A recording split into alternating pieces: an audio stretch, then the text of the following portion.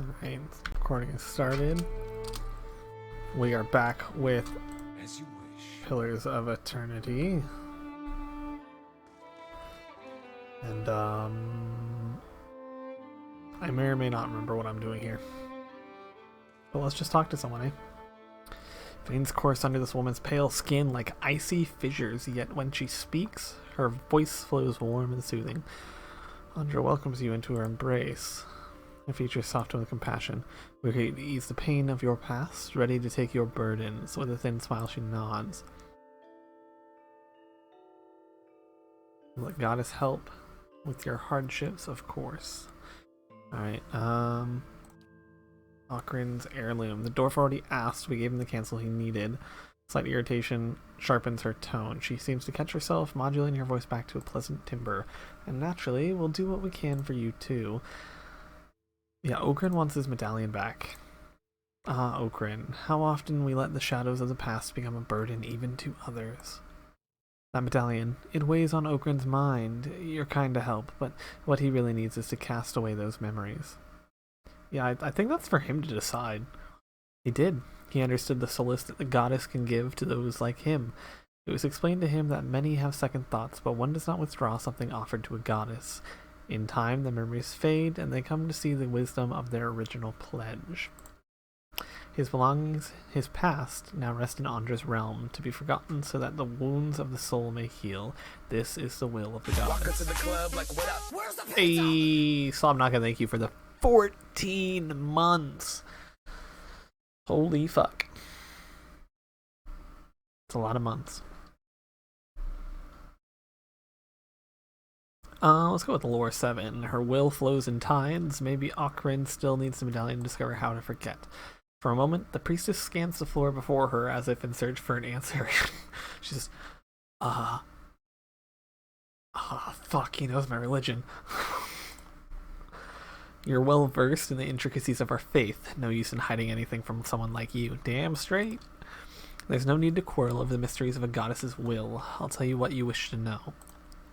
Ockrin's heirloom was taken by Ixtli, chosen gift-bearer among us, to be cast away as an offering to Andra. Only he knows where. She pauses and looks at you intently. You could ask him you can ask him yourself, but he's on a trek through the mountains of Durgan's Battery.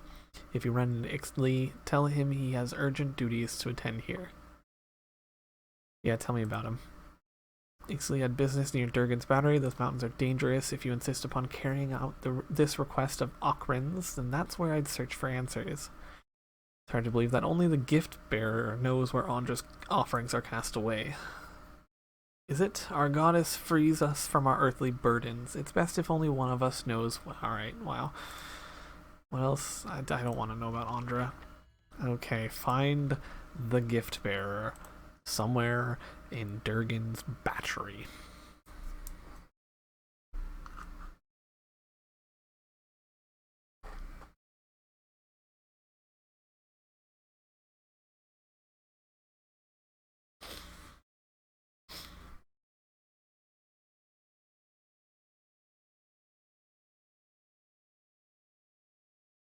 Hey, you've done replenished your health. You're almost kicked out as the stream boss there for a while.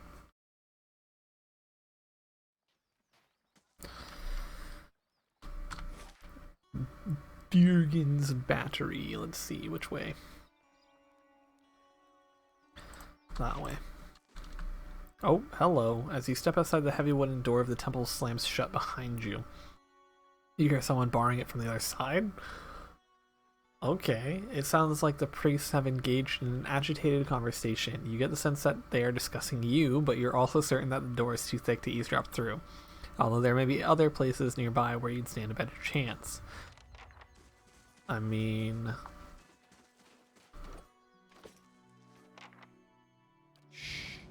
Yes, please. Now, could you...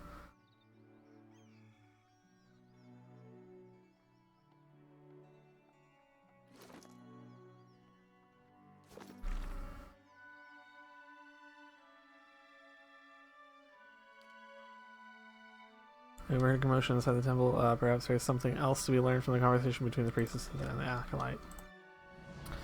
The wooden shutters of the temple's window close tight, muffle a set of voices coming from within the building. Can't quite make sense of the murmur, but cracking a shutter open would likely help. A rusty iron latch holds the window shutters closed. With care, you should be able to unfasten it without being noticed. We're gonna try it. You carefully begin to lift the latch from its metal hook. Halfway there, the rusted iron resists with a screech. You freeze, listening to the voices and hope the priest didn't hear. Their conversation continues uninterrupted. Pour some oil. I have oil. You grab the latch and apply just the right amount of oil, nudging the metal until its rust gives way without a sound. Carefully, you pull the window shutters open enough to let the voices flow through. You hear a man speaking, his tone agitated. You did that? Hope the mountains will do it? What if his sentence cuts as if the man were speaking to all sides of the room. Suppose he tells them instead. What then? You recognize Lafta's voice responding. Why would he? And with all this dangers near the battery, our gift bearer won't delay. I expect the man interrupts her. You always expect. Look where that's taken us. A dying village. Ogres at the walls. Ixley is not back yet, and now I have to do his paw. His voice drops and ceases, muffling what he has to say. After a moment, Laughter replies. Do you think I wanted this? That I could have known in advance? Pause ensues, its tension growing until the priestess's voice cuts it in half. We can't wait for him. We must fish out the last batch quickly. After that, we'll decide. The man responds in a broken voice, barely audible. You only distinguish the last words. In that rusted wood pond. I'll go. Their exchange seems to end. Cautiously, you step away from the window of Andra's temple. Ooh, we got some shady shit happening. I'm gonna follow that fucker. Or search the waters of the russet wood. We gonna search them waters. Where's the russet wood? We gonna search them fucking waters. Fresh fish! Me and Sledge are thinking about heading down, joining a caravan over to Dawning. Fresh fish! What for? Freshly caught! Fresh fish, freshly caught. Let's go to the russet wood.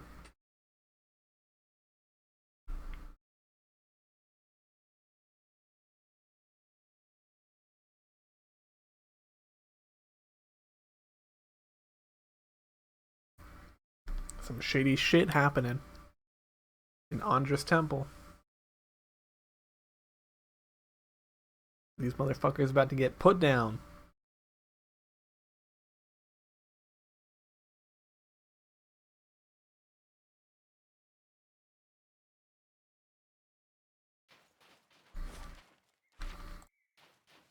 I have not explored any of this. Okay. Oh, that's a winter... It's an injured winter wolf. This wolf lies in the snow, panting with exhaustion and pain. An arrow has pierced its foreleg, jutting gruesomely from the animal's flank. The wolf growls softly as it approaches, tail between its legs. I don't have enough of anything. Great. Oh, I don't have a chanter. Did I fucking send... Oh, fuck me. Alright. Examine the wound. I've crossed a hunter's path. A silver arrow has pierced the wolf's leg. Can I... Wolf goes still at first, but the moment you lay its hands on its injured leg, it begins to thrash in panic. Yelping in pain, it snaps at your hand and then lunges towards you. Damned. I mean, there was nothing I could do. So much for you. I could have got a winter wolf buddy, but... Damn. As you hold the arrow in your hand, it vibrates with a strange and familiar energy. Searching your pack, you find the bow that you came upon at the top of the tower near Durgan's battery. As you hold the bow and arrow together, the arrow suddenly snaps into place. You hear a crackling hum, and a pale ribbon of light begins to form between the ends of the bow. When you pull the arrow back, you feel a very solid resistance. In Stormcaller? Sorry, fucking what? It's a soulbound bow? Fuck yeah! I don't have anyone in the party that uses bows right now. But that's dope.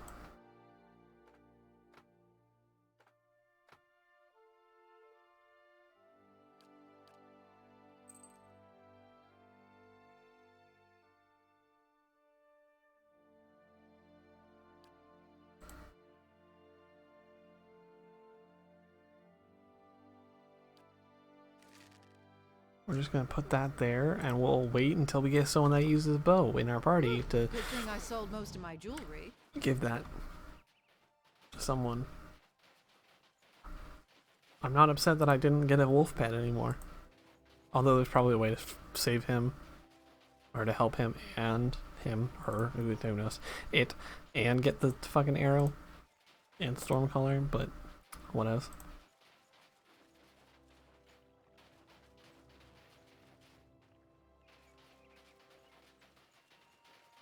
Oh, that's a winter wolf. Or with several winter wolves and a feral druid. Bring them down. There, see, I can just charm one for a short amount of time.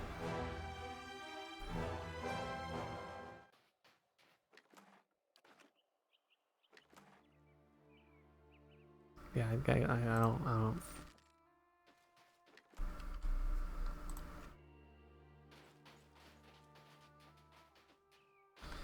I don't have anyone in my party that uses a bow right now. Oh, hello, stag.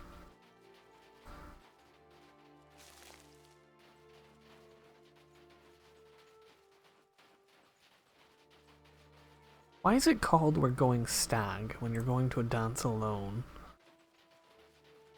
I never understood that. Oh, what the fuck is this?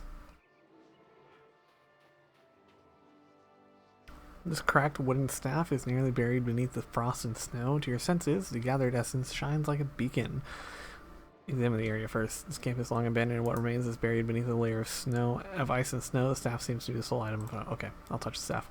Reach out with your watcher's senses and feel its drifting soul surge forward as if eager to be heard. A feeling of fear and urgency ripples through you. Here, across the distance spanned by time and identity, you know only that you are out of time. Oh, here we go.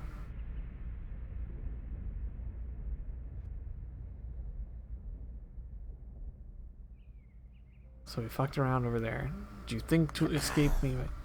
Did you think to escape me by climbing a mountain? I would have tracked you across the sea, thief. Nindagoth sounds familiar. Please, Master, have mercy. I kept the grimoire hidden safely away, and I can take you to it. Alright. The book is nothing. If you had studied a little longer, you might have learned that. But no apprentice of mine will steal from me and live.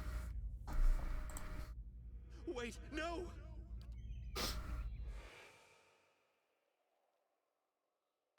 Okay.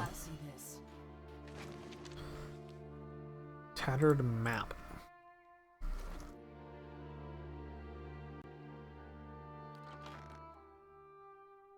Sorry, I would like to examine that tattered map.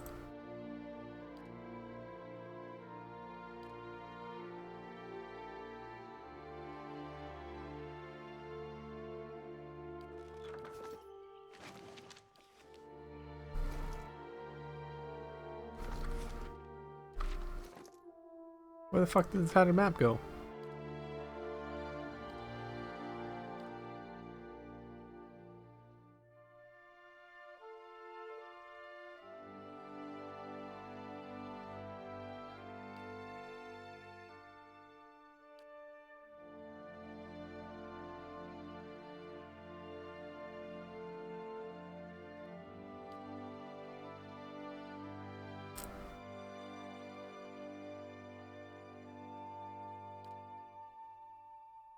There's the tattered map. The yellowed piece of parchment shows a rough drawing of a cluster of trees, but little else. They could be anywhere in the White March. Well, fuck me then.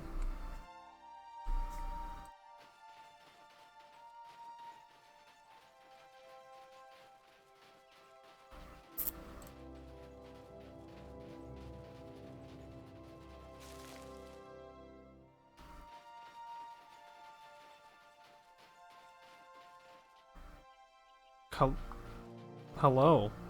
Ah, gently with the fingers. They're the best part. I don't want a slow smile creeps across their faces at your approach.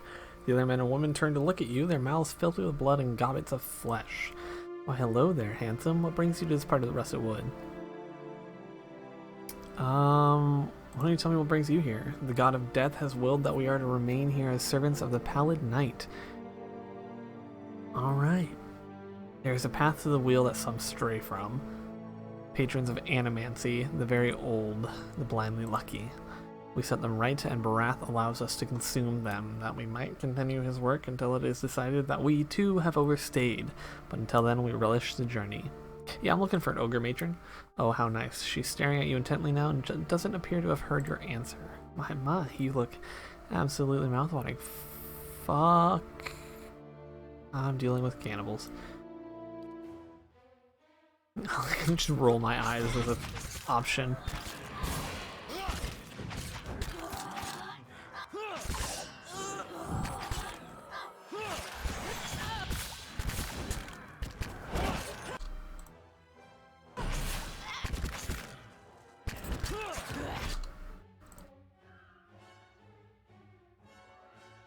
Let's deal with some of these fuckers. Why are you using your rapier? What the fuck are you doing?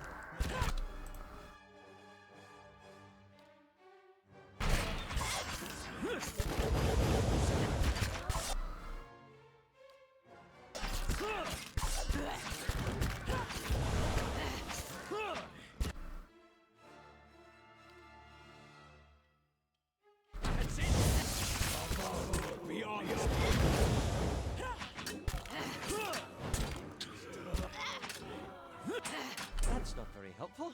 Great, now I'm gonna go fuck up the wizard.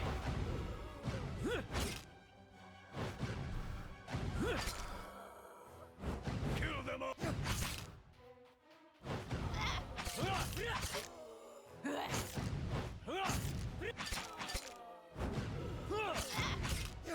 Yep, there you go. They'll die eventually. Boom. Fuck you, Manha. Manha. Manha. Alright, what do you got on you? Exceptional Morning Star. Bunch of vessel flesh.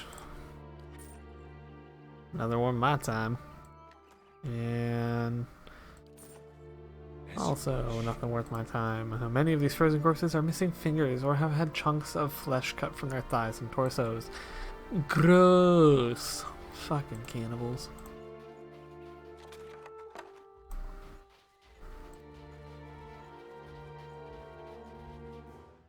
Oh, that's a crag ogre. Oh, I just got my ass handed to me right there. Or at least Ader did. I fucking knocked down. Why y'all stop? Don't stop. Keep attacking. Here we go. Get that one. Alright, well, now he's a friend. Now get that one. Just fuck him up. Alright, get the cannon here. Stop it from shooting a fucking cannon at us. So much for you.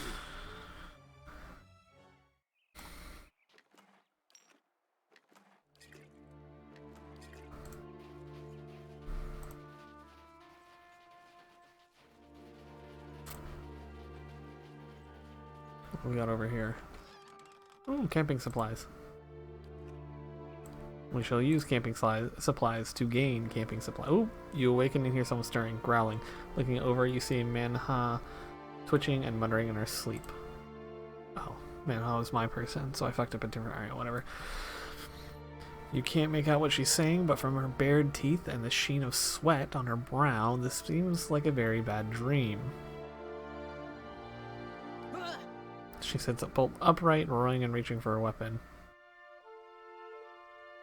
I could just... I'm gonna do it. Your punch lands squarely on her jaw. Her gaze darts around, but slowly focuses on you. She grimaces and looks away, wiping her face. Oh, sorry. I must have been dreaming. I don't know why. I don't know why I had an option to fucking punch her, but why not? Nothing. Sorry. I Snapped shouldn't her have out. harmed Pulls her blanket over her shoulders. You aren't bothering me, but something's bothering you. Fucking tell me. She's quiet for a long time. It seems like she's already gone back to sleep, but then she sighs. you. About your awakening. Yeah, I did. Alos stirs, and Hal waits silently until Alos rolls over and resumes deep, steady breaths. I guess I've had a similar problem.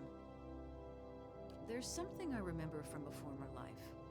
Happened hundreds of years ago, but I remember it like it was yesterday. Yeah, how's that? Happened while I was fighting in Old Valia 20 years ago. My unit was camped out in the palace we'd just taken. The others were roasting the last of the Marcheso's pigs in the feast hall. So, I went to the wine cellars to fetch a few bottles. I don't know how long she'd been hiding there, but there was this old woman. Must have been one of the servants. She had this wild look in her eyes. I approached her and tried to tell her not to be afraid, that she was safe. She screamed and grabbed my arm. It felt like someone had hit me in the back of my head. I blacked out for a few minutes, and when I came to, she was gone. I took a few bottles up with me, feasted with the rest of the troops. But when I went to bunk, I had a dream. Only it was more vivid than any dream I've ever had. I tasted the sweat on my lips, felt the jungle air on my skin, heard the cries. What about the old I asked woman? the other troops. None of them had seen her. Anyway, I laid off the drink for several days, but I kept having the dream. Logical After a few weeks, next step. I thought a change of scenery might do me good. Since then, I've been a pirate in the Deadfire, a pilgrim in the White That Wings, an adventurer in the Living Lands, and a gift bearer in a shaman. That's how you say it in Shamanal?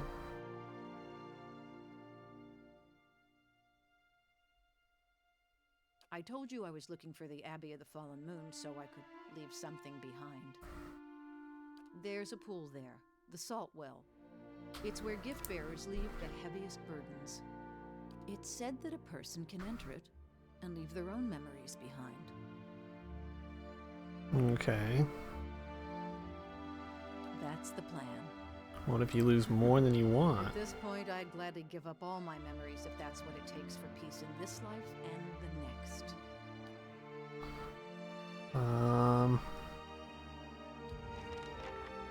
The burden of memory has been updated. Mena confessed that she's seeking the Abbey to dispose of her own painful memory. The Abbey has a well in which the faithful can cleanse themselves of their past. Alright, well, let's grab that shit and keep moving.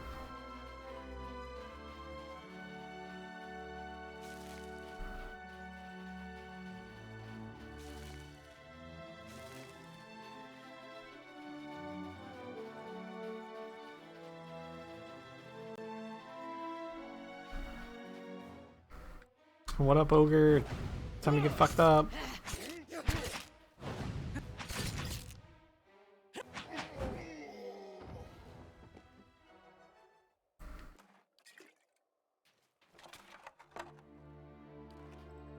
Meat.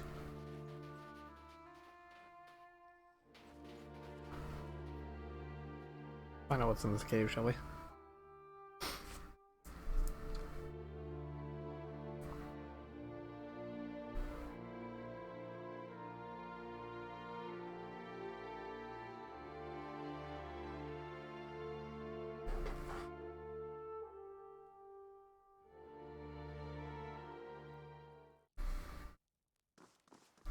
That's a dragon There's no skull. accounting for taste. Petrified skull is as cold and hard as stone. Wax tears dribble from his eye sockets. Dope.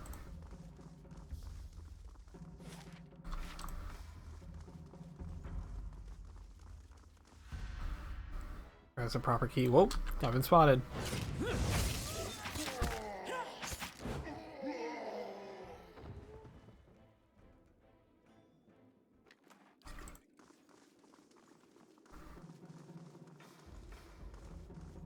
Hold on. Let's go back here. This might just be a single room. Ain't that special?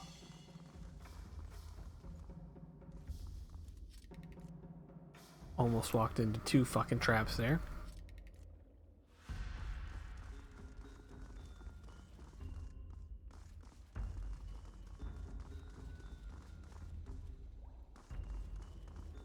was not just a single room. That's fine. It does appear to loop around. Oh, winter wolves. Or winter wolves, there we go. And a lot of fucking people. Mein Gott. Kill them.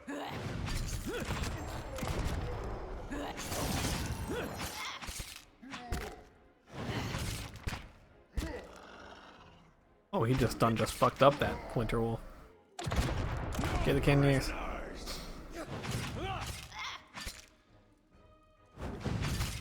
No more bloody cannon fire. He's reloading. Okay, I'm reloaded.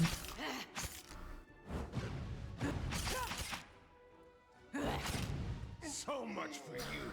There we go. That's how you fucking do.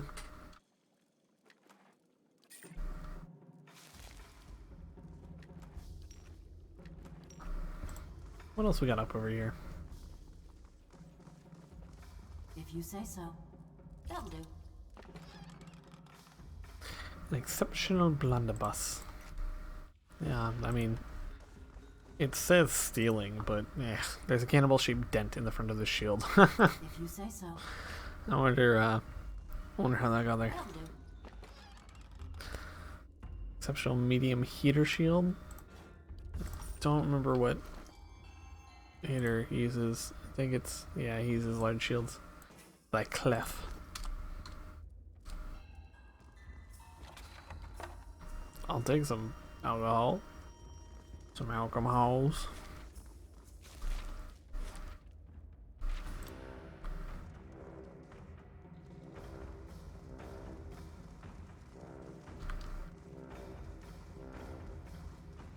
Let's go this way first. They're cooking things over that way. Alright, that's looks rather important, so let's go fuck up their day. Oh boy. Devil Carrick just gets fucked up every single time.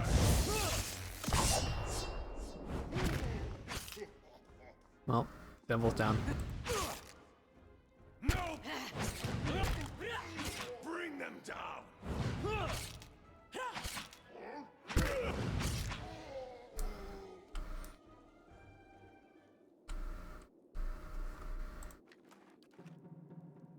The inside of the minecart is caked with blackened grease. It smells of burnt fat. They're using a minecart? Alright. Oh, a chanter? Really?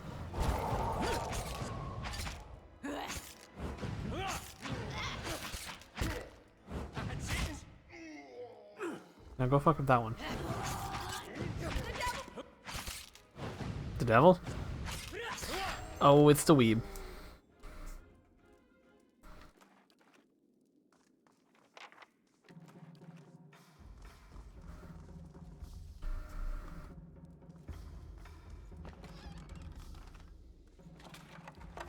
Where am I right now? Flames that whisper upper cavern.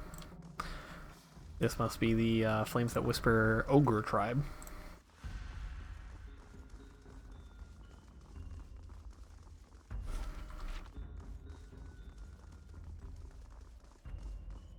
Those are stairs. I'm kind of curious as to what this ice chute will lead us to. Fuck stairs. Travel the fun way.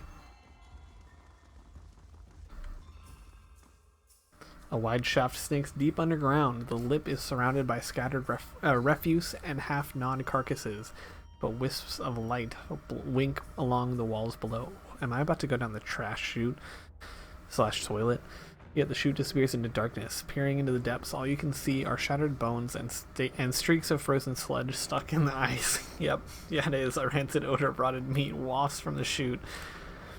The ice that varnishes the chute feels slick and smooth. It won't offer any traction. The faint echoes from the depths suggest that it's a long way down. However, you notice a thick stalagmite nearby. It looks sturdy enough to hold a rope and grappling hook. Well, let's secure it.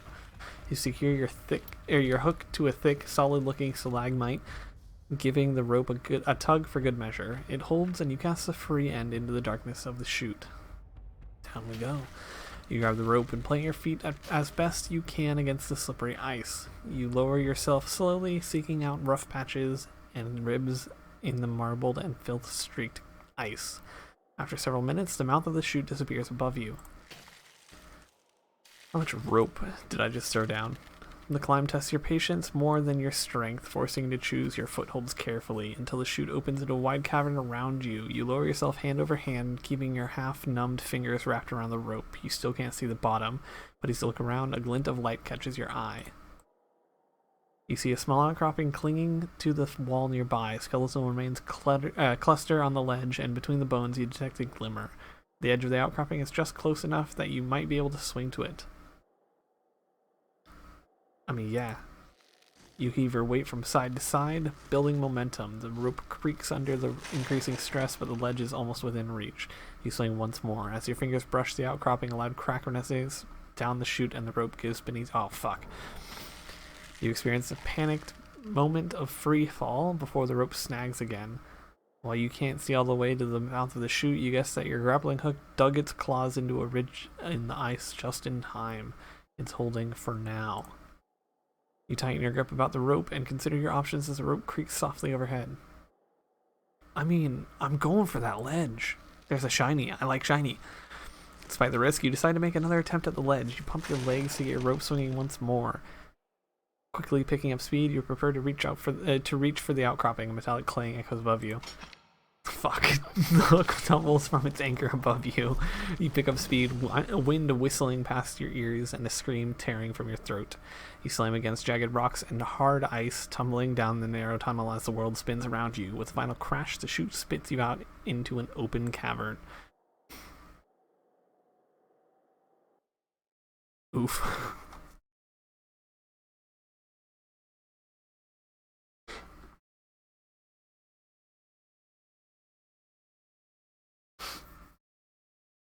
The shiny said no.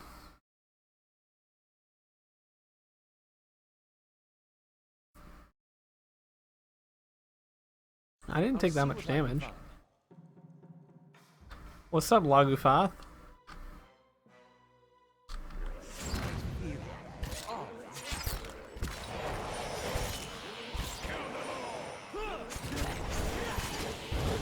Oh, there's a lot of them. Okay.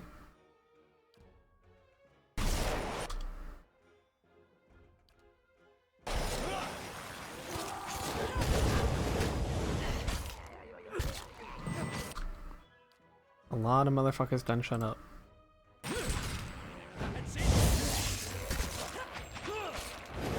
Well, that's a little unfortunate. But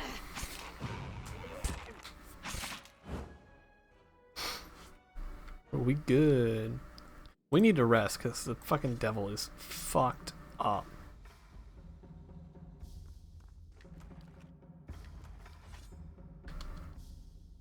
Of course.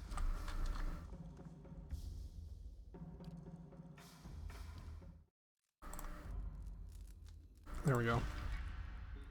A troll hide belt, huh? Got regeneration. And I don't have a... How do I not have a belt on? What is this shit? Oh, there's no way to climb up. Alright, cool. Keeping an eye out. Oh, don't stealth, you dumb fucks.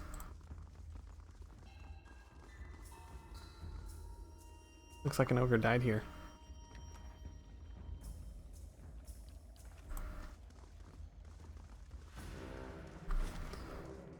Flames that whisper lower cabin.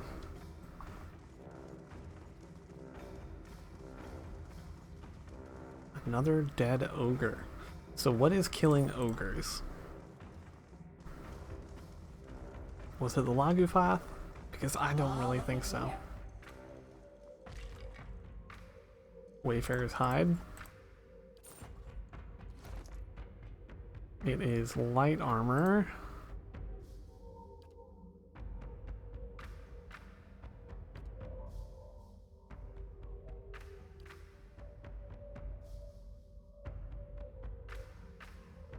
Superb Freedom Minor Spellbind Nature's Vigor.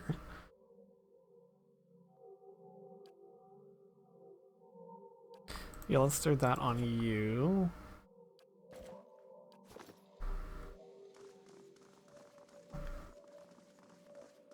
I think the weeb left. He just popped in and say ooh, like a fucking nerd.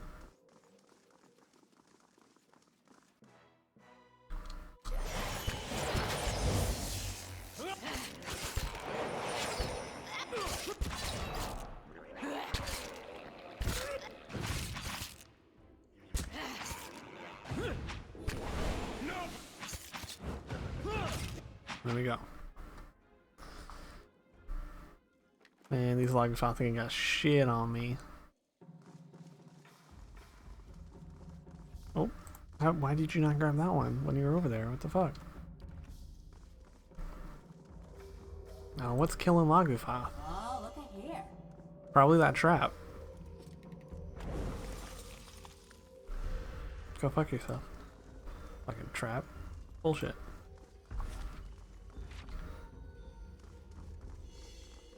Hey, look at that, another trap. Okay, fuck.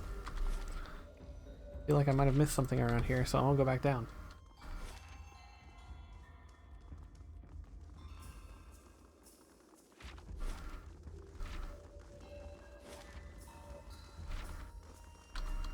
It's a lot of fish. More Lagufa. Alright. Oh, yeah, more Lagufa.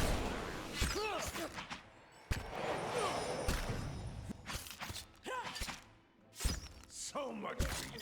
Damn, Murlocs.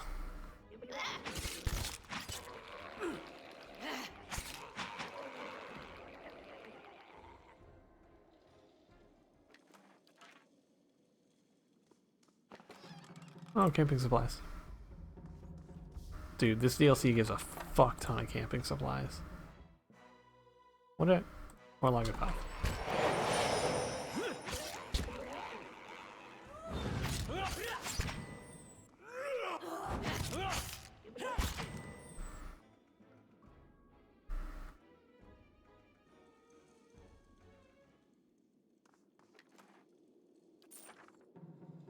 Scrying chamber key. Betcha I know where that goes.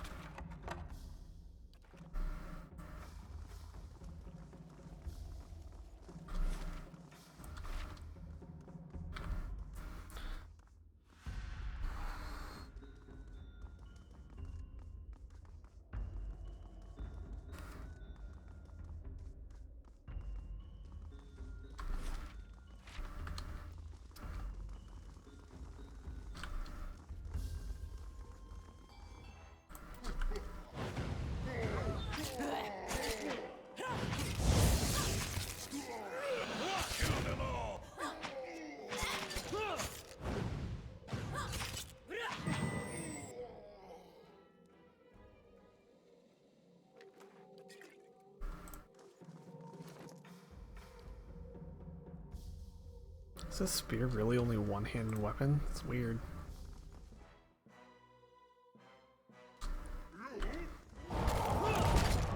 Did you just throw a snowball at me?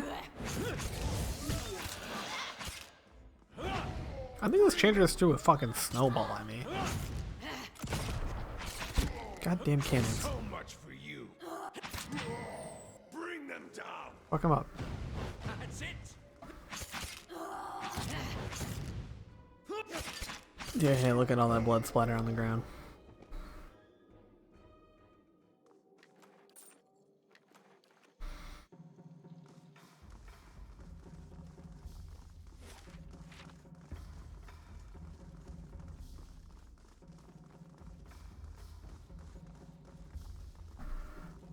When do you get a cannon of your own? Never.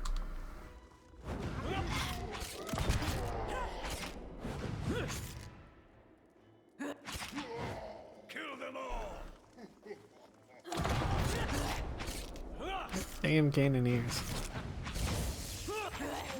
Bring them down.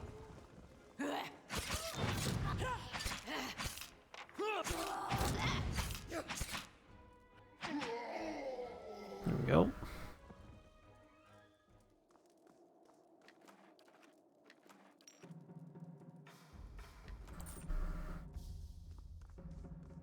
Oh, we're gonna mark it as stealing now?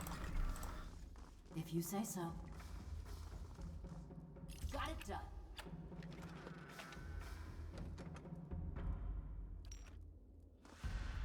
That's fine. Mark it as stealing.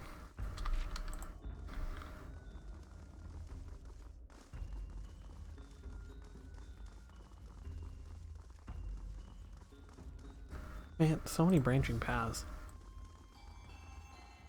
Alright. Now, is this the stairs? Is there a middle level? This is what we're gonna find out here. Upper level and the lower level, which leads me to believe that there's not a middle level. But you never fucking know.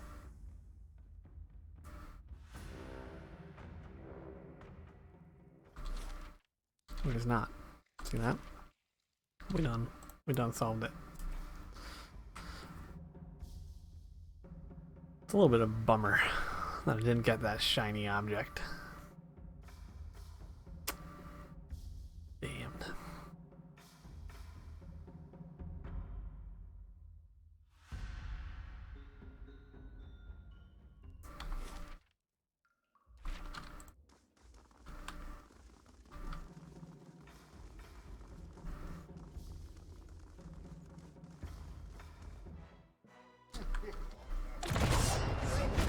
More fucking cannoneers.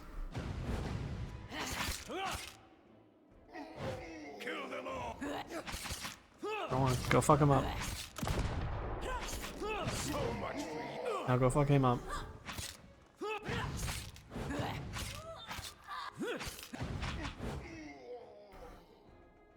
Go team.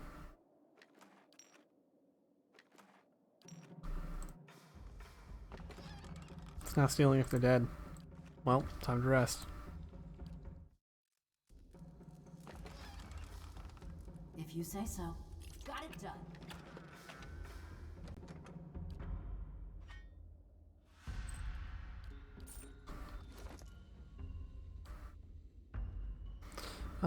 You don't use scepters. Spell defense bonus.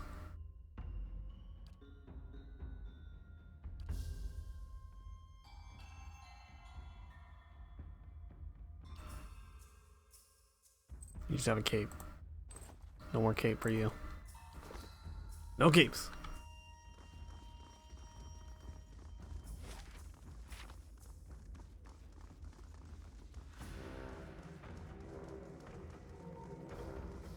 Okay, I've been there.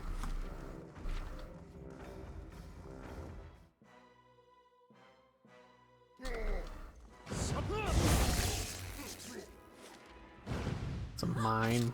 Armory. Why do we have two armories? Alright.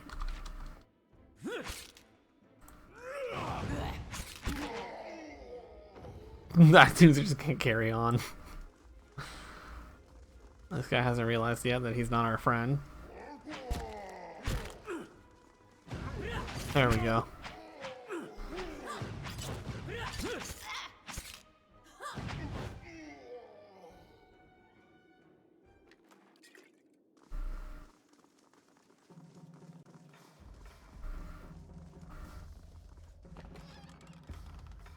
Severed horn. Oh shit. Who the fuck are you? The world around you blurs and fades to black. When your vision returns, you find yourself in a small wooden hut, its interior dimly lit by the embers in a nearby fire pit. You're wearing a mail armor several sizes too large for you. Well, that's death. That's right there. If you're gonna wear that into battle, you're fucking gone. And clutched in your hands is the ivory horn of some sea creature, one end sharpened to a point. What are we going to do, Garrod? Your sister Kaitha huddles near you, her wide eyes fixated on the hut's door, which has been barred shut.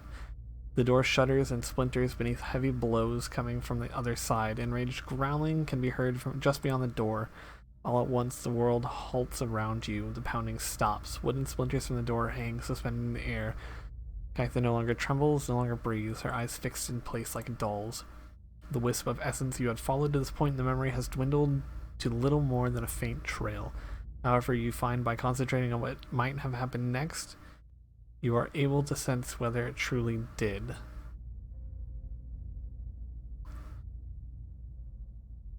Unbar the door and fling it open. No sooner does your mind touch on the possibility than the world lurches back into motion. A large creature resembling a bear and taller than any man in your tribe stands just outside the door. Its coal black eyes widen slightly in confusion when it sees you.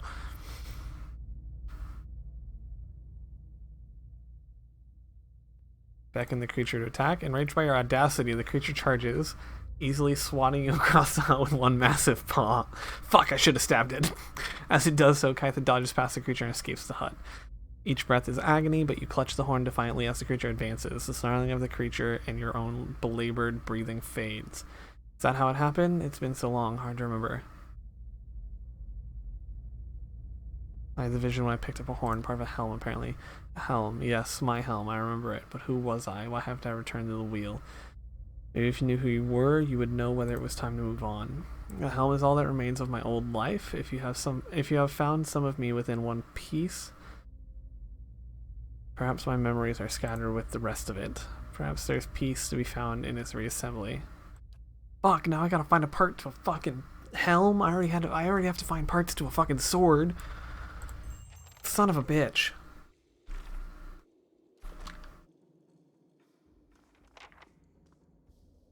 Gemstones glitter between the veins. Yeah, let's mine them out. I got 7 Veloon and 2 Topaz. Sorry, you want it? I got a lot more gemstones.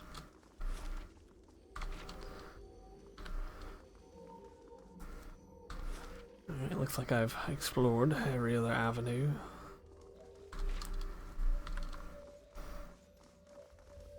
You gotta see this. Trap has been disarmed. It's pretty obvious that that's a fucking trap. Oh, what's up, Iceblade? You got any friends? Yeah, you do.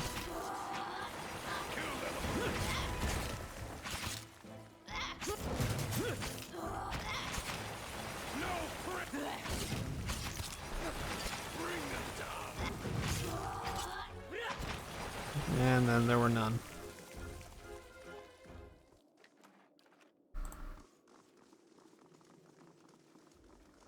Oh, stairs to somewhere else. Where the fuck do these lead?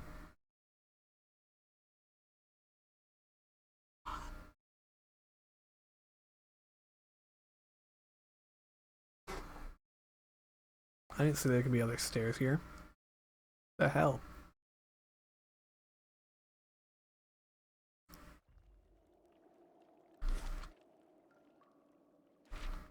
Did I just miss that when I went down the first time?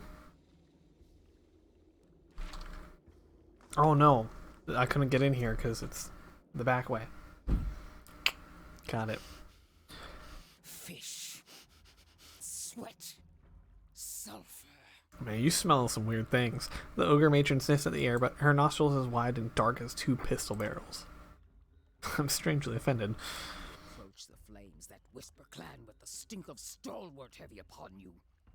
You fill our halls with dreams of battle and bloodshed. A feral grimace parts the matron's teeth. Yet even while her fingers clamp into fists, she watches you carefully. I'm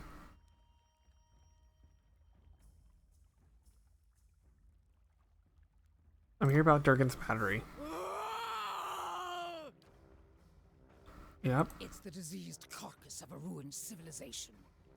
It festers with restless spirits and rotten magics. I see. Good to know. Hailstones falling like cannonballs from the ramparts. A frozen gale screeching through the tower door. Okay, her nails plow trenches through her ropey hair and raise a spot of crimson from her scalp. Great! Finally, her growls subside and her breathing slows. She looks back at you with bloodshot eyes. Dreams drove me to found this clan. Now my dreams tell me that Stalwart's ambition will destroy us.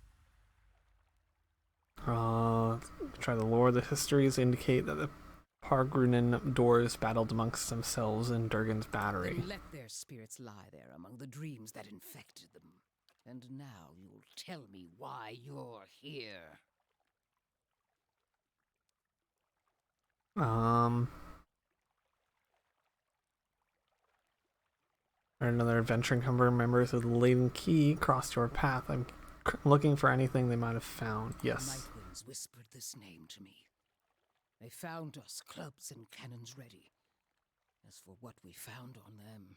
She sighs, heavy plumes gust from her nostrils. You may go in peace, but you will give up on Durgan's battery for good. Let's go with intellect. For several seconds, no one says anything. Berrigan watches you while the other ogres watch her. Also, everything's good here until she finds out that I murdered her entire fucking clan.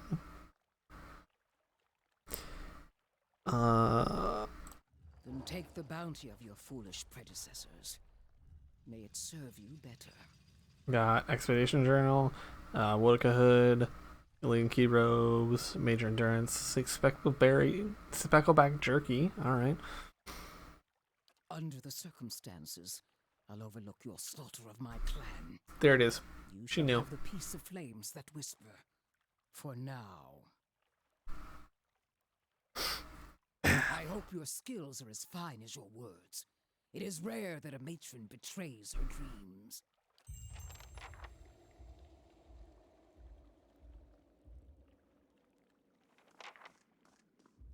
You may wander our camp freely.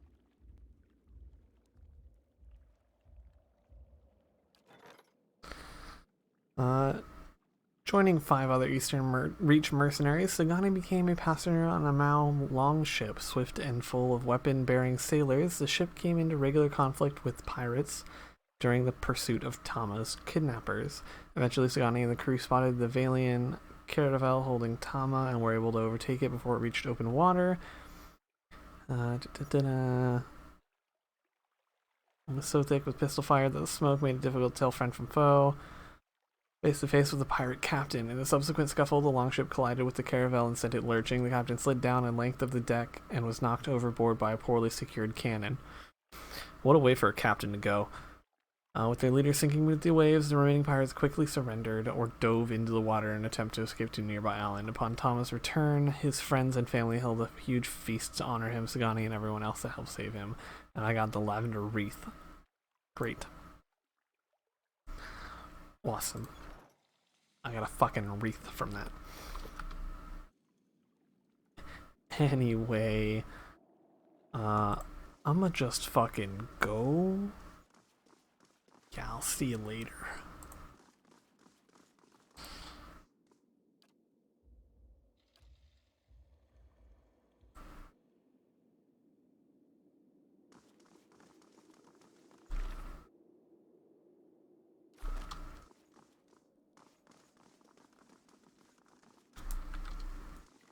Maybe probably shouldn't have murdered her entire clan. But I ain't sneaky. Like, at all.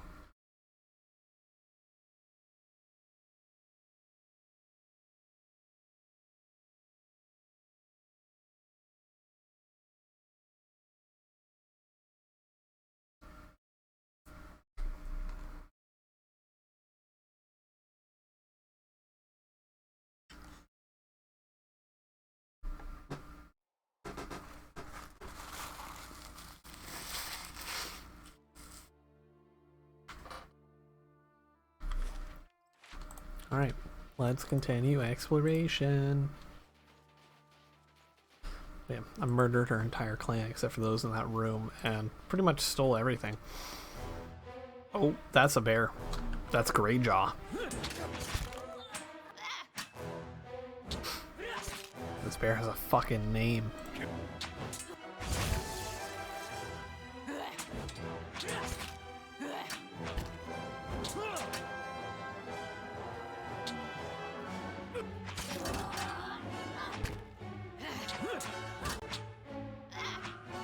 And now it's dead.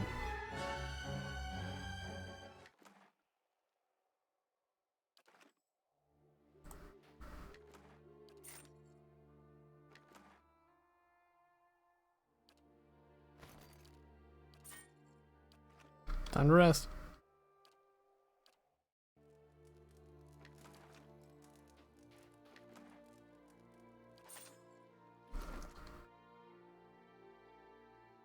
Stalker, fast draw, and dexterity.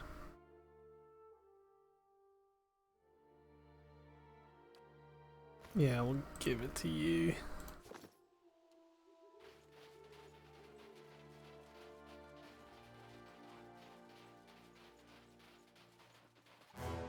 Oh, men Progra, whatever you are.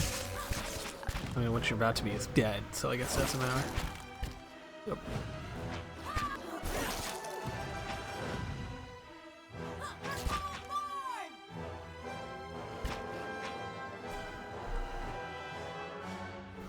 Naldi. Of course.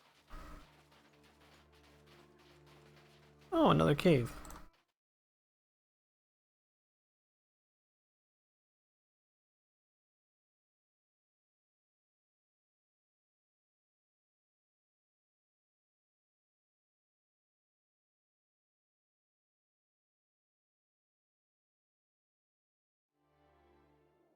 There's a lot of blood here. Last time I walked into a random cave with bones in it, I found a dragon. And now, I found a druid wolf. Standing tall amongst the wolves inhabiting the cavern, this creature turns to face you as you venture forward. Scores of wounds and scars riddle his hide, and one dull eye stares out blindly from his skull. It growls a threat as you approach, one echoed by its fellows. You know this half-wolf for the spirit-shifted form of a druid. Though you see no gleam of kith intelligence within its gaze, it's gone full wolf. At the creature's feet lie two villagers, one heavily wounded, the other holds an arm across the stomach, and he looks up at you with pleading eyes. Help! Please help us! Shut the fuck up. As the beast turns its head back towards the hunters, you sense a strange aura emanating from it. It is as if its hide were holding in a tempest of soul essence, fierce and all-consuming. Can you understand me? The creature snaps and snarls, evidently uncomprehending. Alright, well, time to reach out for the soul. It takes a little effort, but the beast's soul threatens to overwhelm you with its intensity. Wrath and hunger buffet you on all sides until you reach through the storm to find a small, dimmer pulse of light and are swept headlong into a memory. The chill bites into your cheeks, and your lungs burn a little from the run. You look down at the little wooden carving in your hand and run your thumb along the edge of the carved bear's spine. The totem has already brought you luck. You found 2 rabbits and as many snares, and that's a rare enough feat these days. You're certain now that this was a gift from Gallowayne, or that you were meant to find it on that lonely shrine and take it. Oh, don't take shit from shrines. What the fuck are you doing? Your father's voice snaps you out of your reflections, and you rush forward to rejoin him beside the campfire. He brandishes the hairs and catch a glimpse of a rare smile under his graying beard. But the smile disappears almost immediately as a shadow falls over you both. You feel a rush of wind a moment before the log comes crashing down and roll out of the way just in time. You hear your father cry out in pain somewhere nearby. Both the hairs and the totem slip from your grasp. You can feel power surging within you. Your heart thunders in your chest, but an instinct pulls your senses into order, and you feel this familiar stretch of limbs. Sudden dizzying shift in height, but something is wrong. Your senses are fading rather than growing stronger. There's a howling in your head like a screaming chorus, and everything in everything in you shrieks for you to bite, to tear, to eat. Memory slips from you, and when you come back to yourself, the beast is shaking its head as if to clear an itch, clawing at its ears. Hey, your name's Soldier, right? Naming it is only gonna make this harder. God damn it, devil. The creature snaps and snarls. Doesn't understand. Fuck. The beast turns from its wounded prey to face you, lunging forward with claws outstretched. I couldn't do anything. I gotta put it down. I gotta fucking kill him. Damn stats aren't high enough. Winter Wolves first. Soldier next.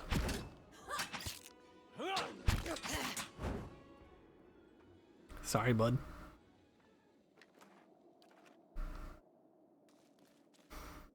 Leslie Stranger will make our way back to the village.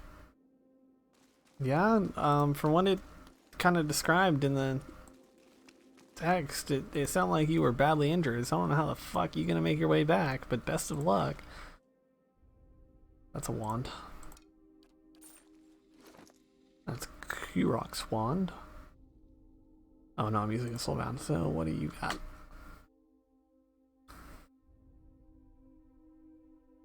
Properties, spell chance, combusting. Let's see, let's compare.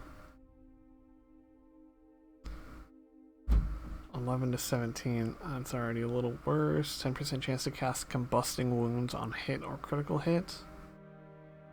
Jolting touch. Yeah, I'll just stick with the hazel.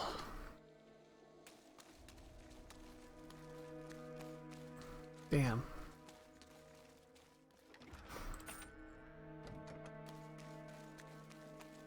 Well, time to leave the ice cave. Fuck.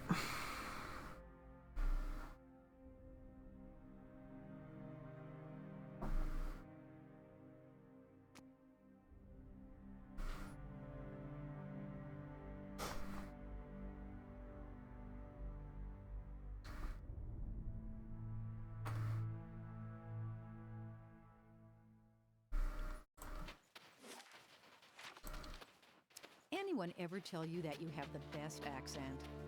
What? No, I mean, some have. Maybe. We don't have much ice on the south coast. Maybe you should go first. Come on, say it one more time. Please?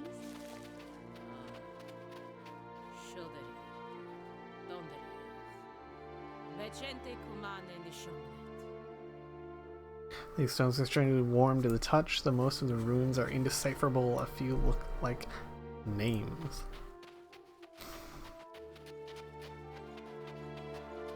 Oh, there's a man sticking out of the stone here. Or out of the ice, I should say. Should have boots of speed. +3 move speed. I'm sure someone doesn't have some stuff. Sneak attack bonus. Okay, you don't. There you go, have some shit.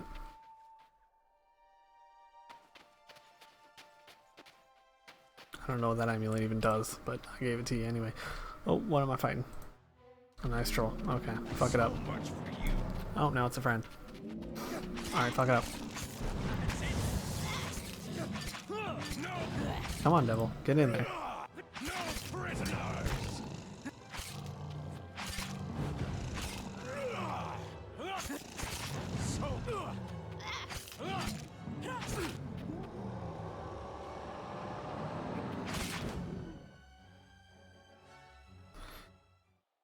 When it doesn't go down the first time, make sure it explodes the second time.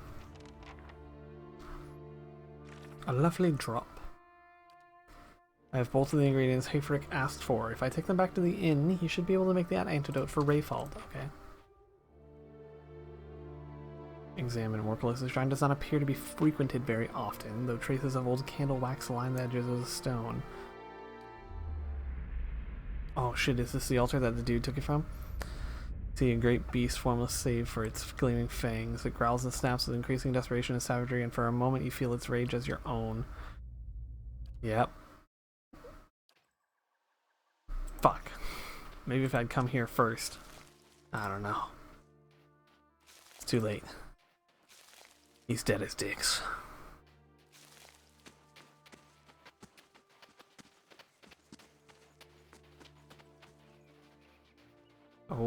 Oh, let's not send anyone, especially Aloth, over there by himself. Just in case. It's him. Oh, shit. How goes? The elven man emerges into the clearing and freezes, staring at the devil of Carrick. For an elf, he's tall and rangy, but with a weather-beaten face beneath stringy, greasy hair. The others with him turn, glaring and gaping at the bronze golem. Shadow. What's that wicked thing doing here? Why so It's a nervous? killer. Look, we don't want no trouble. Just trying to do our work. We'd be much obliged if you'd leave us be. And take that thing with you. What do you see, Stram? Is that the man who tortures us? Devil sways on her feet, her whole body moving around the axes of her ankles. The axes, yep, okay. Threw me for a loop for a second. Though she's talking to you, her attention, a concentrated spear of essence, is focused on Hark. Let's read his soul. He steps away from you, but your awareness reaches through his trembling skin and the feeble resistance of his fear. You see memories, snow-shrouded forests partitioned by fallen pines and firs, days measured by the steady swing of your axe. There are other moments too, recollections that flare up like hearths welcoming fire. There are children, spry and lanky like you, but still full of the rowdy energy of youth. Together you scatter winter bloom petals on a grave. You reach deeper in Harmony's soul. See a torch in your left hand bathes your face and shoulder in heat. All around you are other men and women holding other torches, and the mountain air is acrid with the stench of smoke and sweat.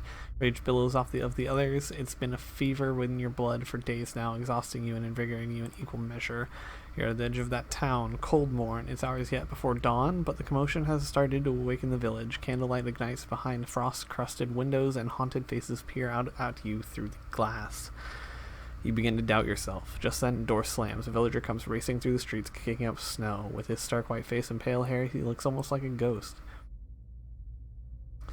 The line of torchbearers ripples as he gets closer. He picks up speed, but nobody moves toward him. You imagine him breaking through the row, shattering your ranks like the bad dream that brought you all here. You imagine waking up in your bed, the heat from your torch, nothing more than the warmth of your wife sleeping next to you. Instead, the villager reaches the row of torchbearers a stone's throw away from you. A woman advances from the line and buries her dagger in his neck. The rest of your fellows shout.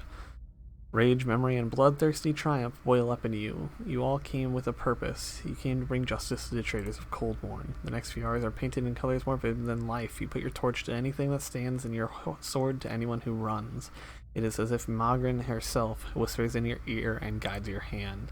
Exhaustion has almost cooled your rage when you spy a house at the edge of town, one of the only buildings that hasn't already burned. It's flanked by knotty spruce trees, and the door is painted yellow. Yellow, the bloom of sunrise, the hue of your son's hair, the color of cowardice. Just then, someone barrels into you from behind. It's a man, someone you remember from the journey to Coldmorn, though you can't recall his name. He snarls at you, mad with indiscriminate rage, and it occurs to you that he's mistaken you for one of the villagers. You smash the window and hurl your torch inside. The other man is turned away. You think you hear a child shriek from within the house, but it's impossible to tell above the roar of the riot. Alright.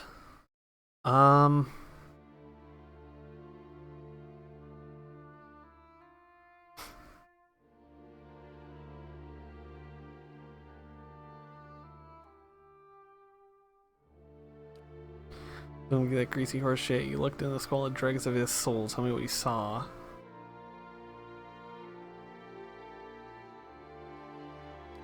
Yeah, he burned your house. What did you say? What did it feel like? The torch in your hand, the blade you carried, what did they feel like? A wild inhuman scream echoes out of the bizarre machinery of her throat. Alright.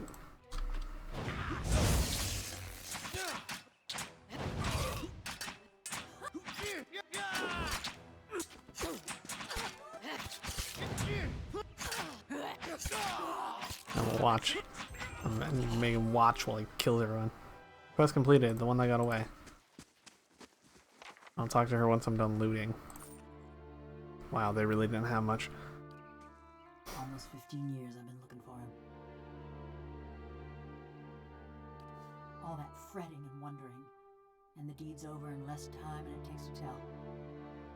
Yeah, how do you feel? She says nothing, and you hear only the little clicking of something in her chest. A lot of folk in my town felt their blood slick in my hands, smelled their flesh as it burned.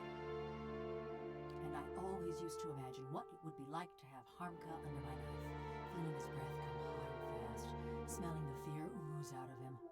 And? I couldn't feel a thing. His feeding pulse weren't no more than a power of rain to me. What do you mean? It weren't made for feeling. Gouging my fingers into Harmka's wasting flesh, his screams just buzzing in my skull. All it did was remind me. Of? This is a madman's fever dream. Like a prison. But no, because in a prison, you lay your head down and you feel the straw soft beneath you. Your flesh prickling in the cold, black bread crumbling on your tongue.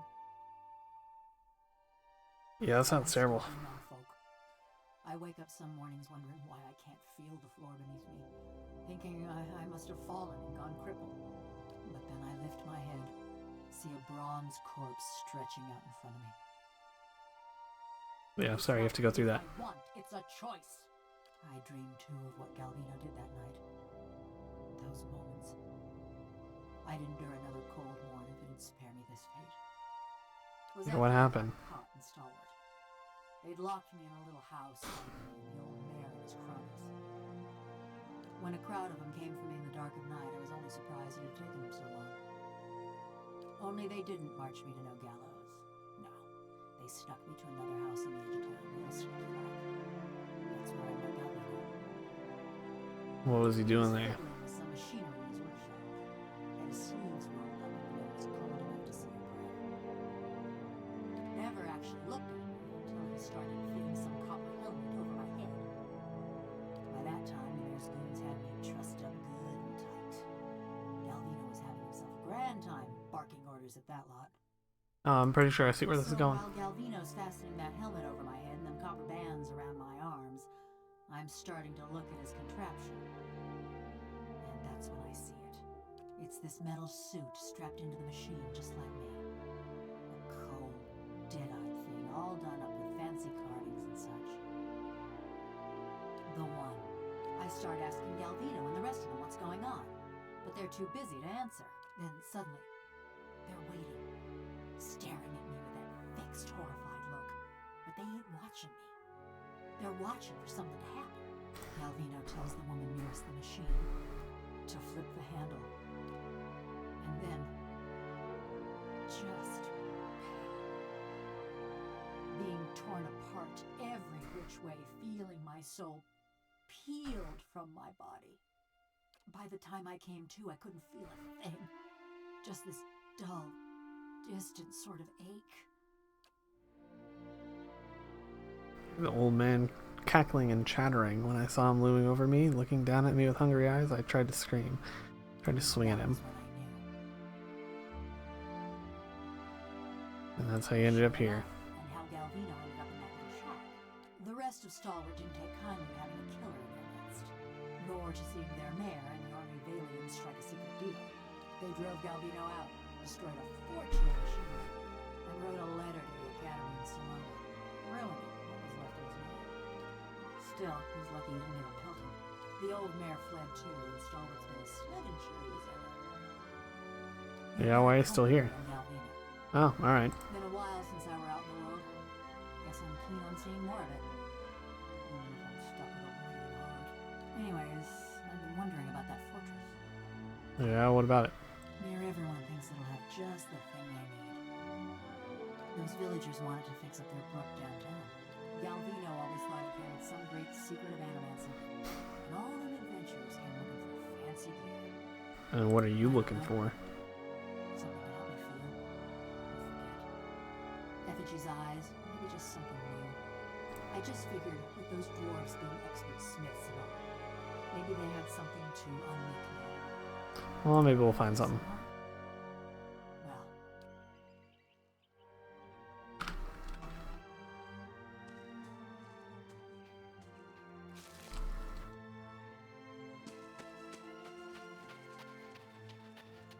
I really don't think we're gonna find anything there for her. But fuck. Might as well play along.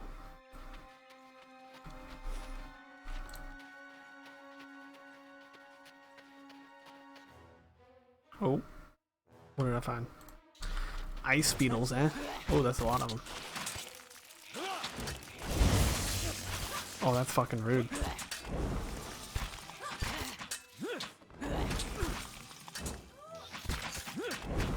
Stop making me trip, it's rude.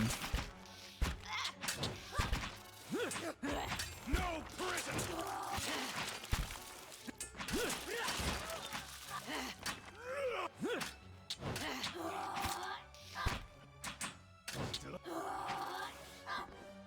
There we go.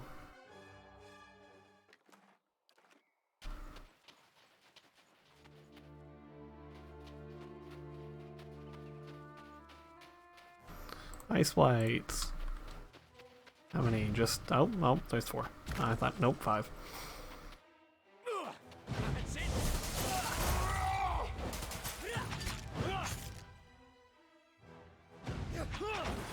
No! So much! Bring!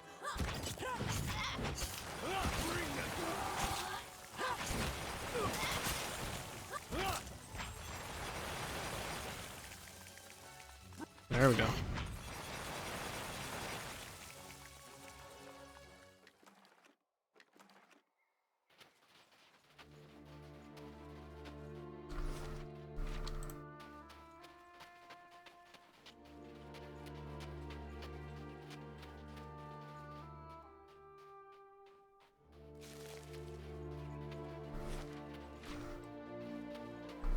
Slowly carving away. Oh, hello, Defala. Hunters, woodcutters, or smugglers. Oh, you're the slaver. Well, so much for the subtle approach. We found the last pleasant company on the road. I'm after him, all right. He's going to answer for his crimes in Raid Saras, and one way or another, you're going to stay out of my way. What Didn't crimes? tell you that part, did he? First off, he chose his indentureship. Had to make up for some bad luck at cards, I hear. More importantly, he murdered his master's son, 13-year-old boy. Killed him as he fled. Well, that means he belongs in prison. Shame we couldn't do business. I'm just trying to decide which answer to say. I'm gonna fucking kill you. There's so many good ones. Oh, there's a horse. A horse, a horse. My kingdom for a horse.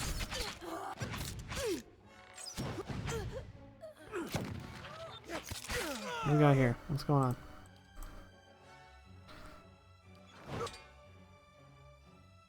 Kill them all.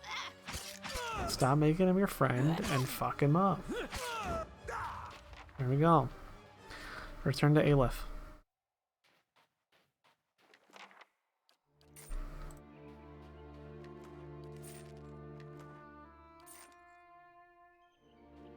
Hello, horse.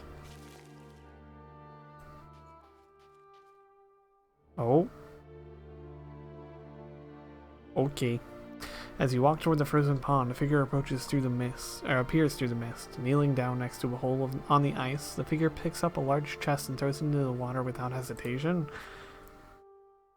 The figure looks around. You glimpse a face you've seen before. Quick shittle.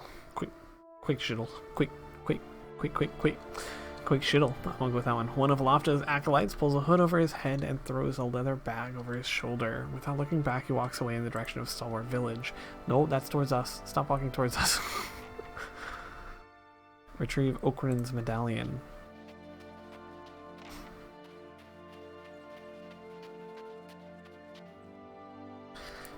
Cloudy water is visible through a large hole cut through the thick ice. It is larger than a fishing hole, wider than a broad-set amau. Stirred, the surface of the water laps against the layered ice. You reach out to test the water. It nips at your fingers with every ripple, quickly numbing your hand after a few seconds.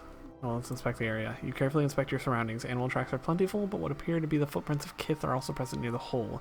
Looking closer into the hole, you notice a jagged ring of frost adhering to its walls. It has been rebroken perhaps more than once. We'll look through.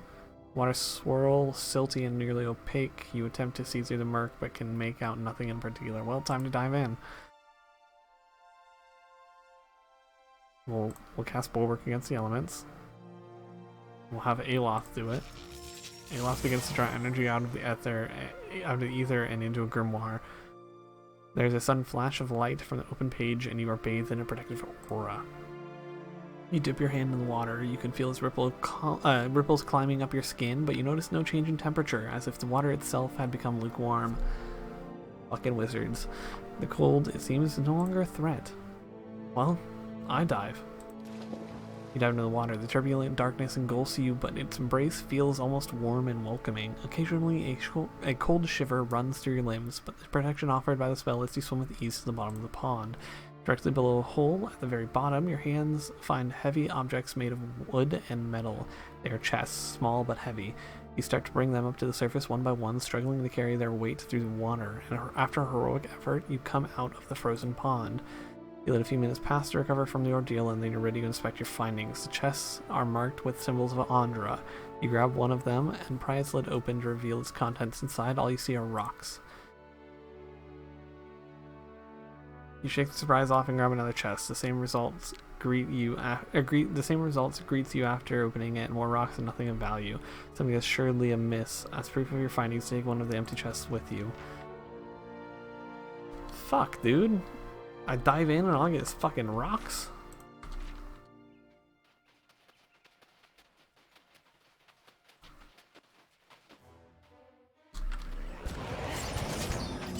Oh, and ice trolls. Alright. What the fuck are you two working together for?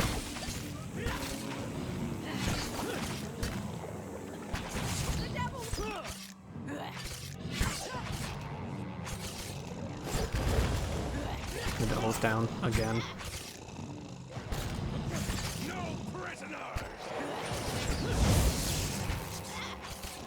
No, it's still alive. Keep fucking it up. Alright.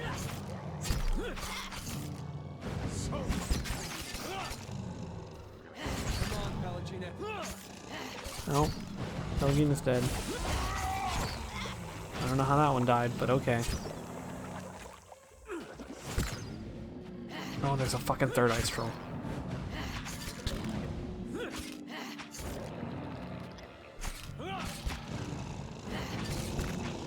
Kill the one that's almost dead. Nope, still alive. Told you to kill it.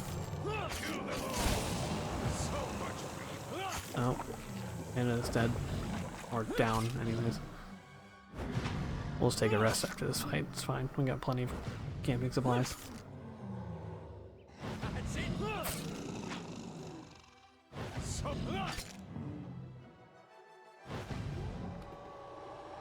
Still not dead. There we go. Go team. Tell me. Tell you what.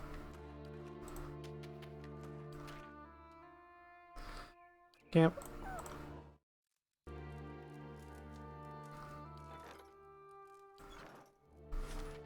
Total wages paid was a fuck ton.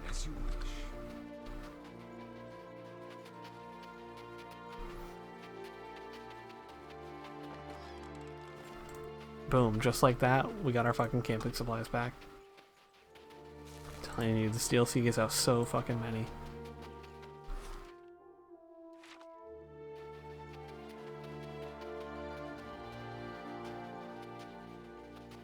Oh, look at here. Oh.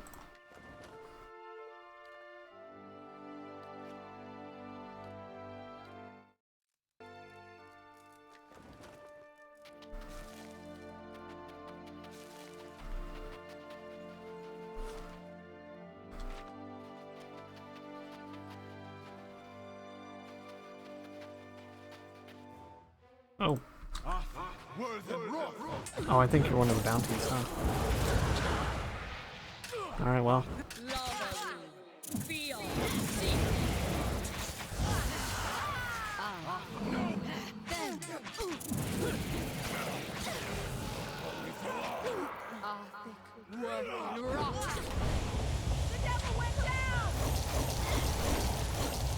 Okay. Okay, chill.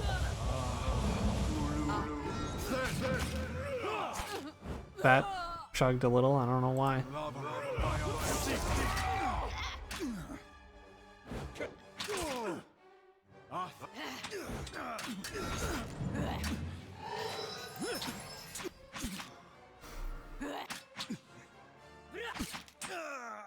Hey, whatever you're doing, fucking stop and just die. Thank you.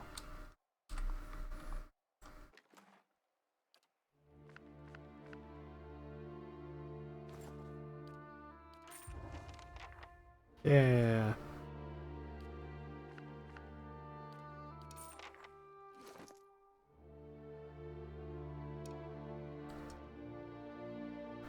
While holding invisibility. When hit by a critical hit, alright.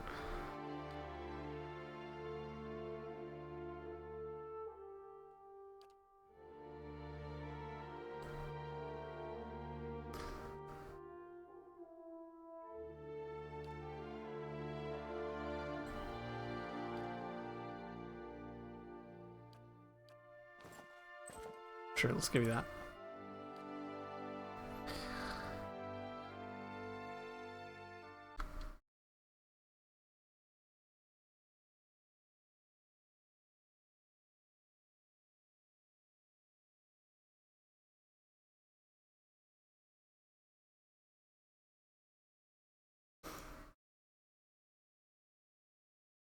Alright. That's taken care of.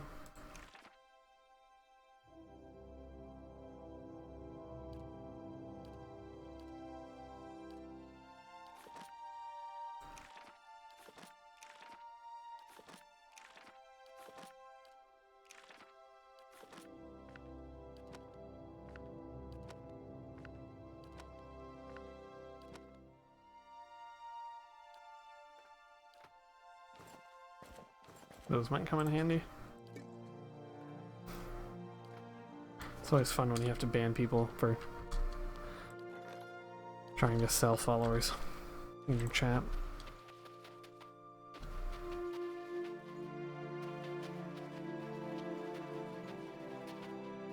What is this? This carcass steams in the snow chill. In the snowy chill, the kill is recent.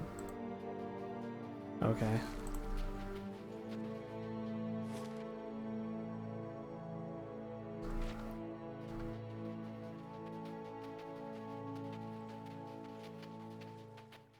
No, there's fucking nothing to do with this crater. Alright.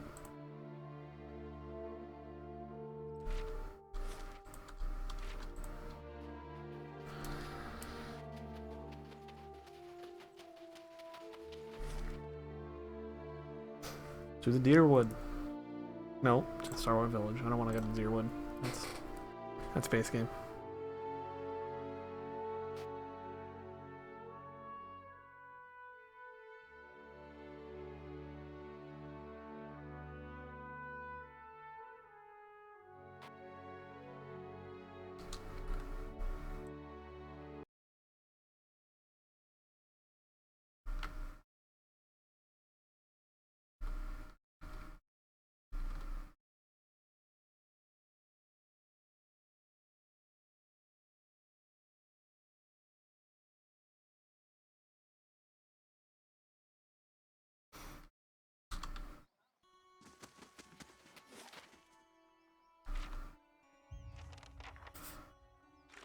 Addendum added to Garod's chorus. One of the parts of Garod's chorus helm. Oh! Do I feel it? Is that.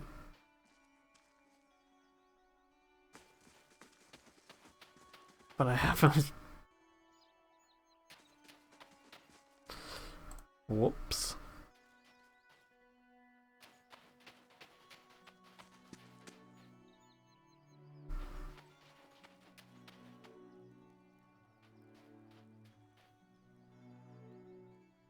Effigy's eyes! It looked at me! Ah!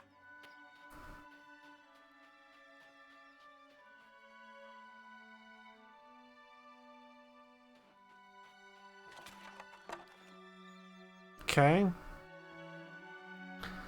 A dozen pairs of globular eyes stare up piteously from the discarded heads of the day's catch, awash in a pungency of fins and innards.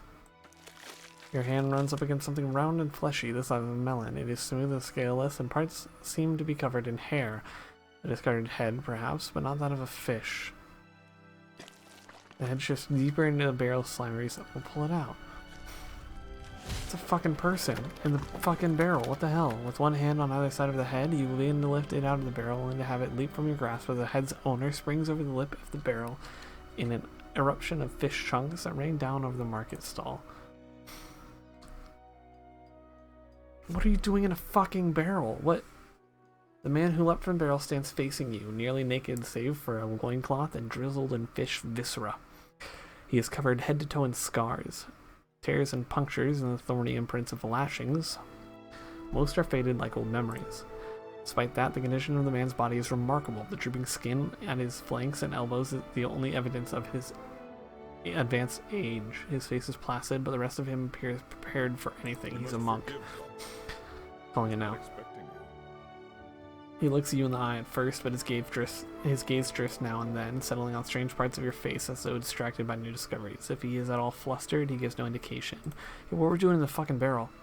Resting my eyes, I thought. Waiting for the knock at shore to bring me insight. It would seem I dozed. Good thing my master was not alive to see it. Zawa blinks, leaning in to get a better look at you. His enlarged pupils seem to crowd out his pale irises. Are you? Lie with a yes? What? Yeah, I'm. Of course. I meant no offense. But I find it is best to ask when Malkachoa is involved. The fuck is A Malkachoa? small white mushroom. I have heard it called snowcap in these lands. It This dude was reveals high. the true nature of many things. This dude is fucking high inside a barrel. Mantras your inadvertent glance at his scars. A teacher, not an owner. Zawa is a free man. Well, as free as any of us. I was freeing myself from vanity. Did he say sanity or Consider, vanity? how can one be vain who is bathed in the smell of dead fish? Yeah, I mean, it's hard to argue with that. When I passed this way earlier. I am pleased with the results so far. Smiles at a woman whose head is swiveled towards him as she passes by. A look of revulsion on her face distracted. Her toe catches on a stone. She nearly falls on her face. He claps his hands together. Yes, quite pleased. Scars from battle? From battle, yes. I left them upon my enemies. These were struck against fear. These against pleasure. These against hatred. Those down there against greed and doubt. And these were for vanity. Yeah, so you beat the shit out of yourself. You took I self-flagellation. did most of the good ones. I put them there in battle to remind myself what is real and what is not. Our worst enemies are inventions of the mind. This dude's fucking insane. Fear. When we see them for what they are. Yeah, you achieved this? I have been close, but never for more than an instant. In the moment when the pain is sharpest, the world becomes clear. In that moment, I am a match for anyone. I was visiting a monastery not far from here. I found he carried a call for aid. Seeing that he would find no monks at the monastery, I chose to go in their place. Zawa is no longer young, but in combat he is still the greatest of the Takan people. It seemed only right that he should go. Yeah, he hired Stalwart. The city hired me too. I seek no wage, and I promise no result. I have chosen a path, and my spoils come from walking it. And this fortress, this Durgan's battery, its people are gone. Zawa would know why. Well, fucking. If one wishes to swim, it is no time to argue with the current. We are here together in this moment because a perfect force has willed it. Who is Zawa to argue? Alright, I will Zawa. walk with you so long as the gods wish it so. Well, let's be on our way. Fish guts and murder. That's the name of an achievement I just got.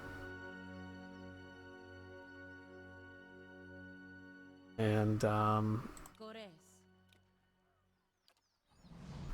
yeah.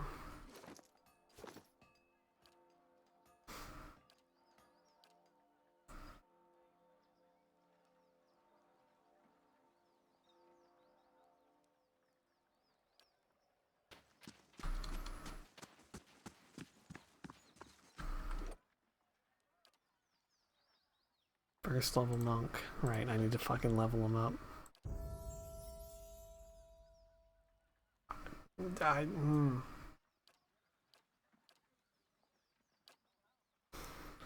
Got a crazy old dude with me now.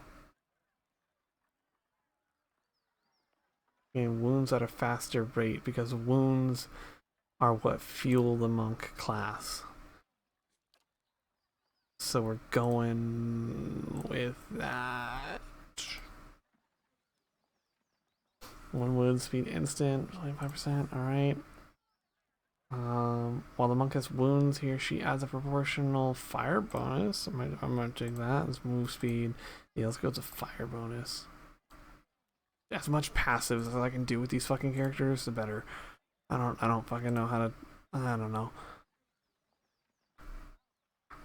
The monk immediately inflicts enough raw damage on himself, or herself to gain a wound.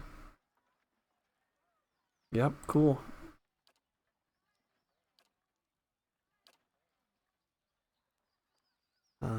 Soul Mirror, 50% chance to reflect range attacks.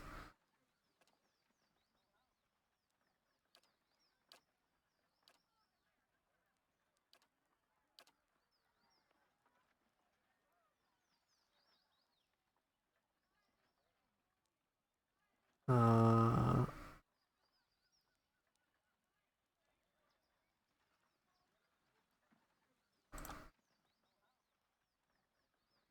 um,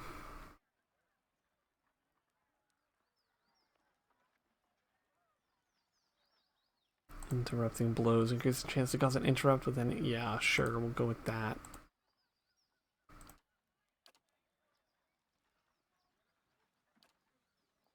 Plus 10. The monk gains temporary insight through endurance, gaining a temporary bonus to fortitude, reflex, and will whenever hostile effect expires.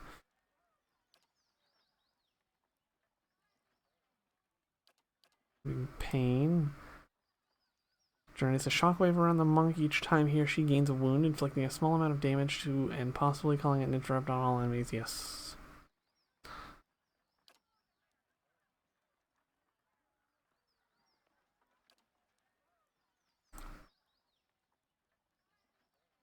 That's modal.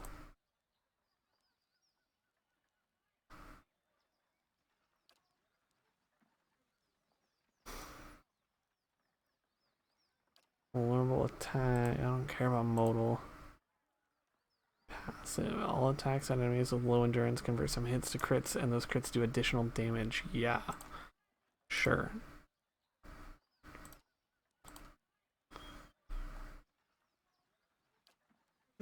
And by targeting certain points on an enemy, the monk is able to inflict physical weakness. Melee critical hits cause the target to become weakened. More passives. All the passives.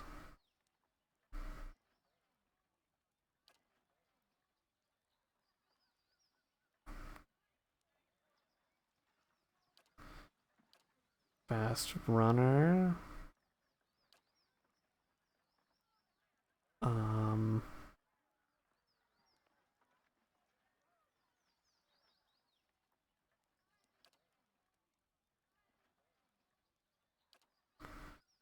Sure, you're a monk. You're meant to move fast. Fuck, I don't know, man. Iron Wheel. The pain from the monk's wounds allows him or her to build damage reduction against incoming attacks. Yeah, let's take that.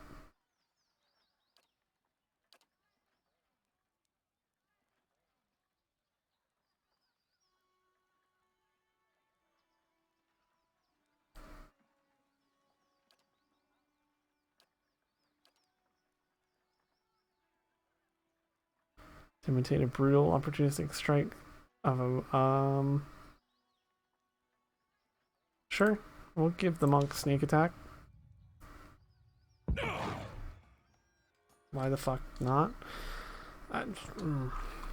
Anyway, things have happened.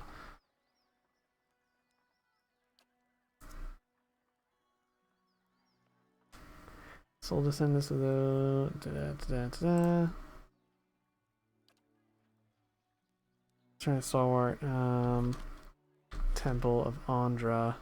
It's a fishery. Let's go to the temple.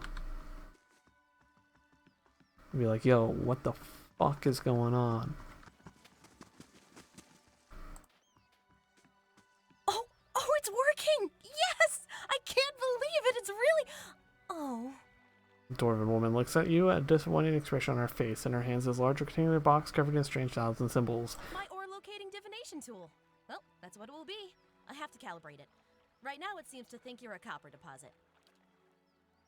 Double Carrick makes a grating gargled noise. My animancer contacts did suggest that a particular strong That was a good one. essence might interfere. I'm more interested in minerals in any case. Yeah, maybe I do have a strong Suppose soul. that's possible. It's not exactly what I'm looking for, unfortunately. Oh, what are you looking for? I'm trying to recreate the instruments that first led the Pargrin dwarves to this mountain. This is my latest prototype. Centuries ago, dwarves carrying tools just like this one followed their readings to what is now the battery. If I can recreate their work, then I may be able to find ore deposits elsewhere. I stands to I was reason. hoping to test it, but my arrival was delayed by word of the ogre attack. I haven't been able to find anyone to venture up the mountain since. I could go for you. That'd be wonderful. I just have to adjust the device, you see. It should point you toward metal deposits. We already know the battery rests on some rich veins, but I was hoping to get a reading of the surrounding mountainside. If you can follow the readings to ore and bring back a sample, I can use it to refine the device. Thanks ever so much. Don't point that thing at me. Alright, devil. Alright, calm down, calm down.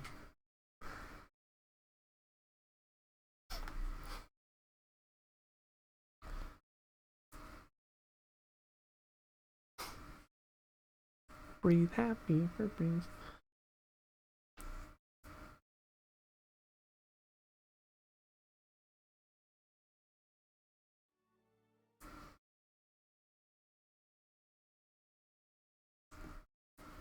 Hey y'all, some fucked up shit's going. Hey you. The fuck you doing, huh? Alright, fine. Yeah, I found the chest. I see, no use in keeping this charade any longer, is there? Empty gift bearer chest. Okay. But we shouldn't act so rashly. Shills of a hand, the thieves keep their weapons pointed at you. We've been pretending, yes, but is it so different from what Andra's priests do? Villagers and travelers give us things they want to forget. We make them disappear. Isn't that the same thing? We are murderers, and we prefer to be as far away from this cursed place as we can. Why make a bloody mess out of this? I'm willing to help you look the other way. I don't want anything, but I'm not gonna... No, I'll let the villagers decide. Lofta stiffens her face hard. As she raises her arm, the folds of her robe fall back to reveal a cocked pistol pointing at you. Let's go, bish. You done fucked up. Oh, and you so dead. Oh, you so fucking dead.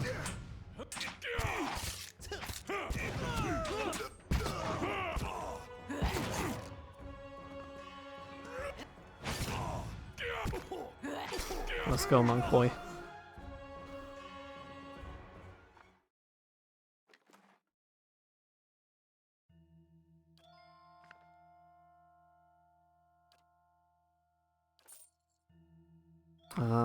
Thick-handled iron key.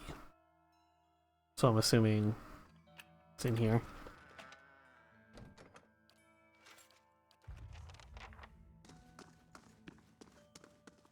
I mean, ain't nobody gonna be using this place anymore.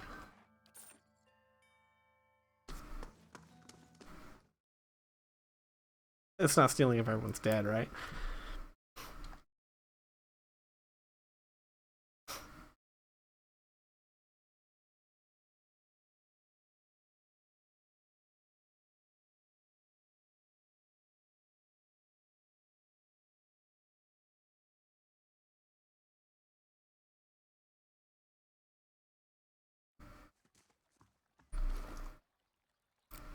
Was that heavy armor? Yep. Let's see. Overwhelming wave. Dancing bolts.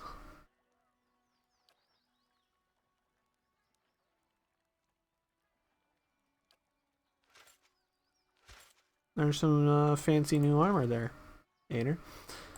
There you go.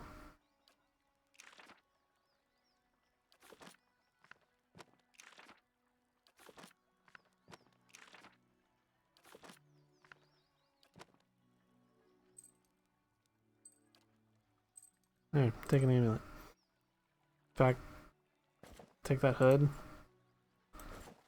and, for fuck's sake, put on some actual clothing. Hold on.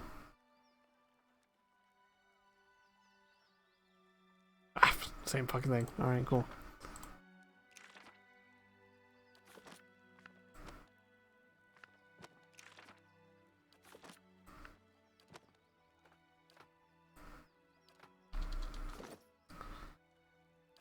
Oh, I'm so close to leveling up. Okran.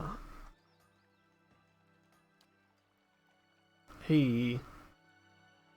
There's a medallion. He takes the medallion gingerly in his palms, taking care not to smudge it with his dirty fingertips. Yes, it's her medallion. You've done good here today, I swear.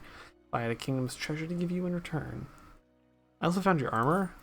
No, I don't need it. Alright, sweet. Because someone's already wearing it.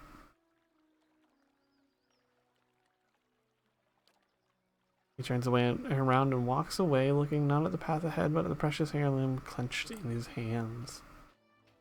See ya. I don't know why I need to watch him walk away, but there he goes. Quest completed. Sweet. The burden of memory. There's a well. She wanting to go here? No, there's no well in here. Fuck.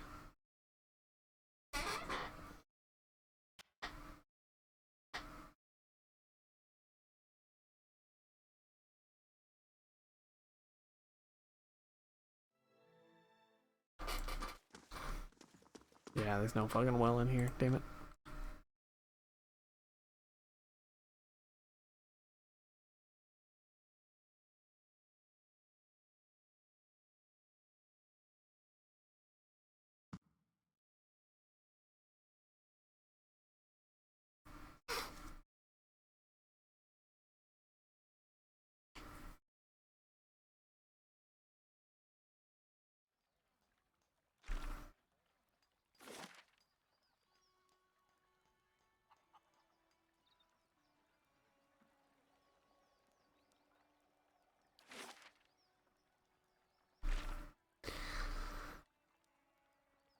Join me in the hopes that we'll visit this place during.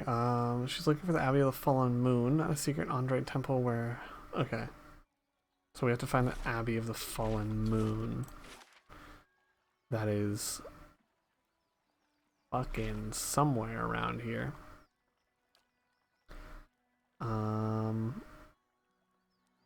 Seek the willing agent made of copper Adra stone. Awaken your essence so that you may atone. Okay. Back to the inn. Back to the inn. The ref's rest.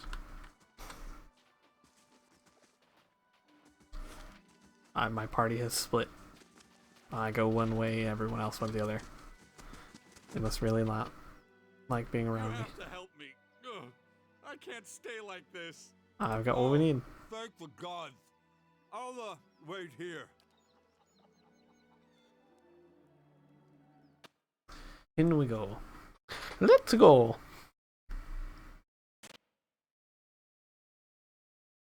It's me, Mario.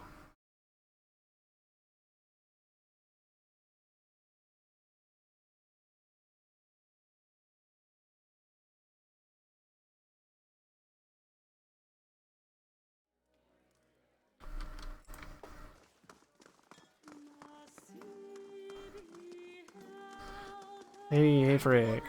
I got the ingredients. Hardship ought to put some sense into that man. But if you're set on giving him a hand, so be it. There. Get him to down that and he'll be right as rain. And you can tell him he owes you one. Thanks. Ooh, I'm so close. I need 800 more XP. And that's a level.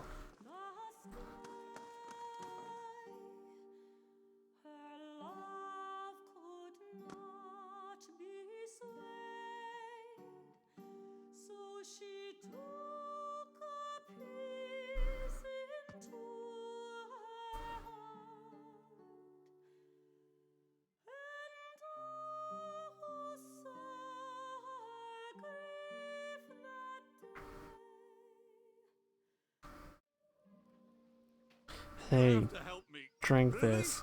Oh, Andra bless you. Ugh, frothy.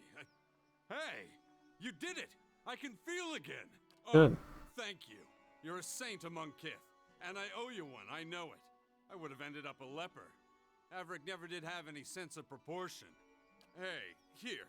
Now that my hands are working again, I've been stitching this together for Pilfer's grip. At least I can. And now I'm going to stand here and Yeah, stand here and breathe for a little while. Okay. Sly of dexterity +1. Riona's fan bases plus 5 misses.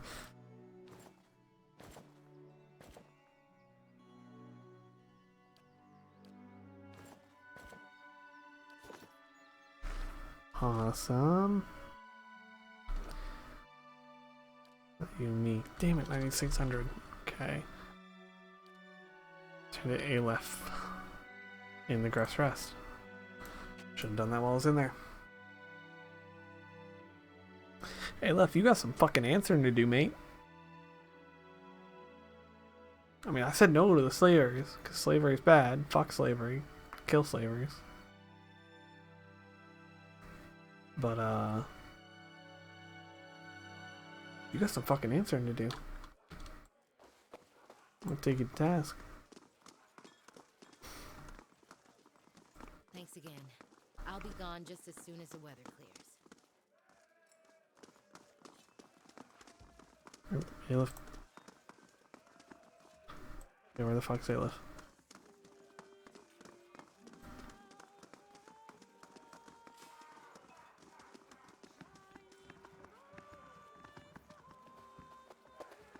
No. No.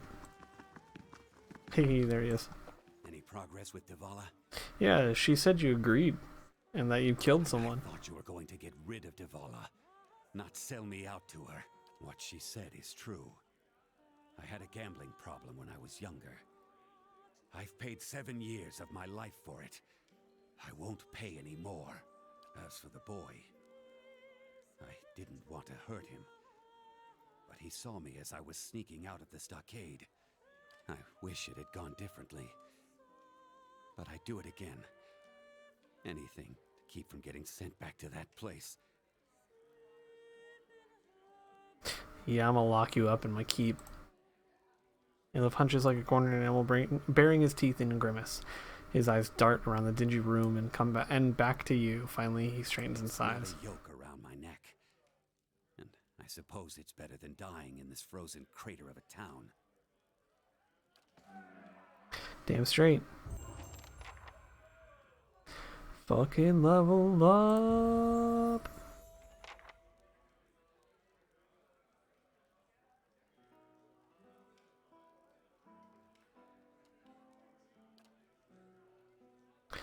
Delayed fireball.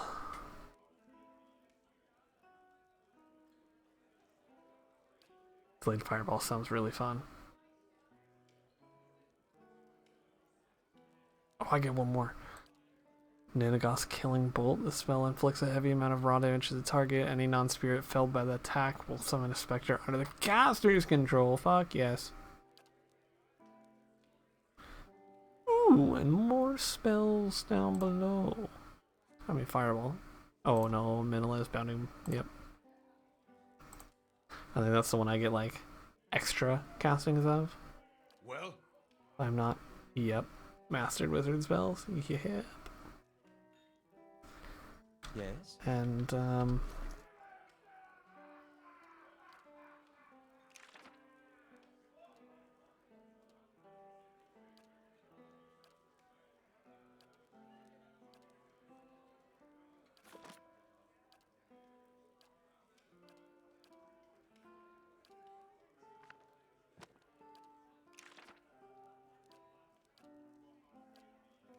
we'll just learn those. There we go. Indeed. Fucking double wizards. So good.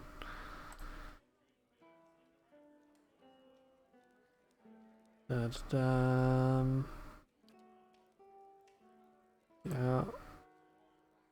It's in Stalwart Village. I just need to find it. Go to Tealdor. Tealdor! Alright.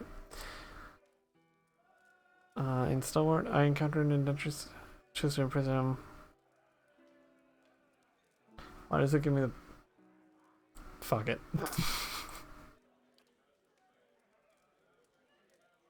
Of whoever is responsible. Returning as vampires. Okay. Send Pellegrini to deal with that.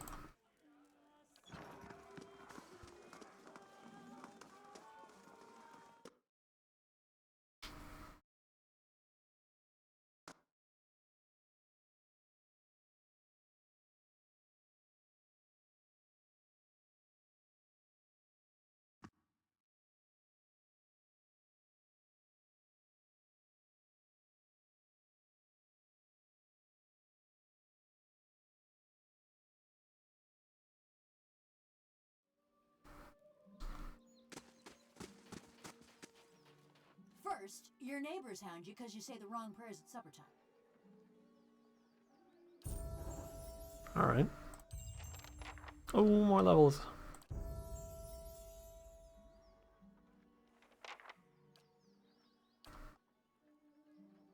Let's see that one.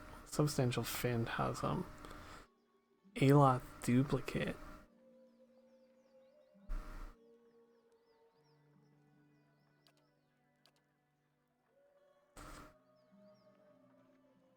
Conjures powerful quarterstaff, named for the eccentric Tyrian wizard Tane. The chaotic orb bounces between a number of enemies. Yep. Yes, please. You will also take that.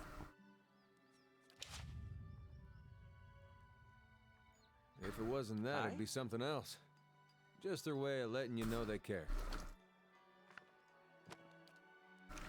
And then we just simply copy some fucking spells.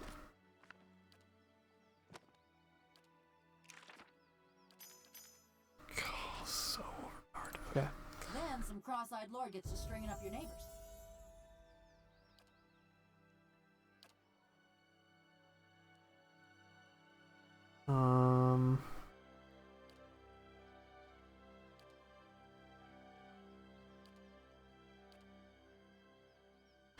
Fighters' disengagement attacks have increased accuracy. Sealed fearless. Immunity to frightened and terrified, yes. Yeah, we'll go with that. A couple of them were ones that have been hounding me, so that worked out at least.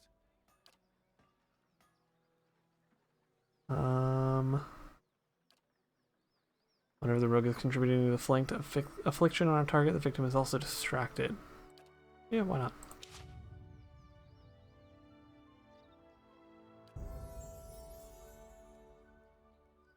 You're a barbarian.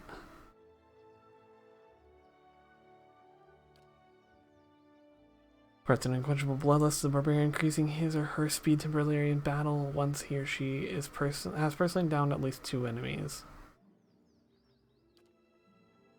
Barbarian reflexively lashes out at anyone who hits him or her in melee, doing raw damage to anyone unfortunate enough to be on the receiving end.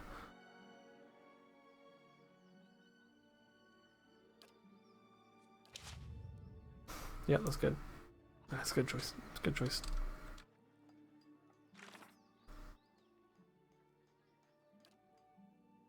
Still got a bit of the fishery at night. Still gotta kill a bunch of people.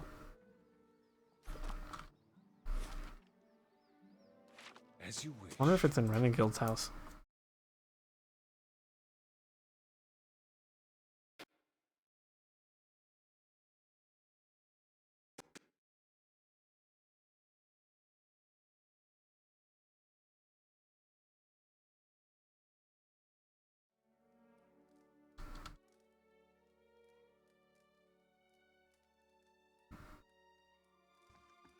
I take it you've met Galvino.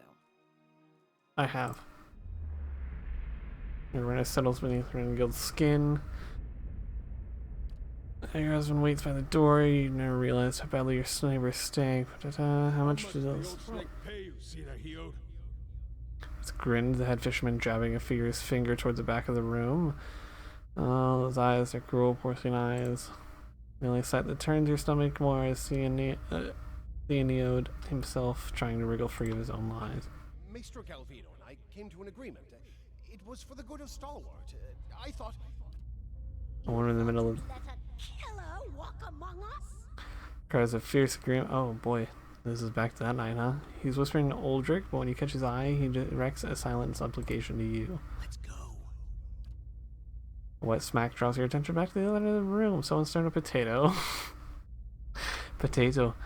You want to shout at them for this nonsense and waste, but you know this is about to get worse. Stalwart will have blood in Gavino, and his horror had the sense to flee already.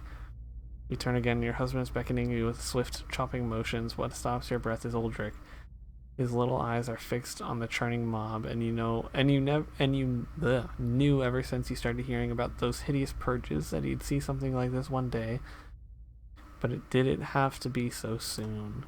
You want to leave now, but if you do, this is what your boy will remember: cowardice and madness.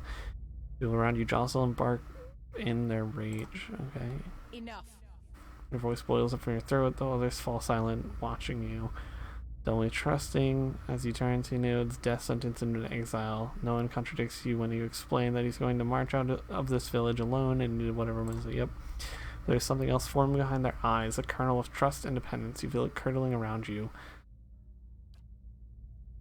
Alright, the person who isn't looking at you is a husband. He's shaking his head, his eyes on the door. You retreat from Reningill's memory, vivid though it is. It has nothing to do with Durgan's battery. No, none at all. You did right in parlaying with Baragon. Don't know that anyone else here is gonna see it that way, but I thought you should know. About the only thing folk here haven't tried.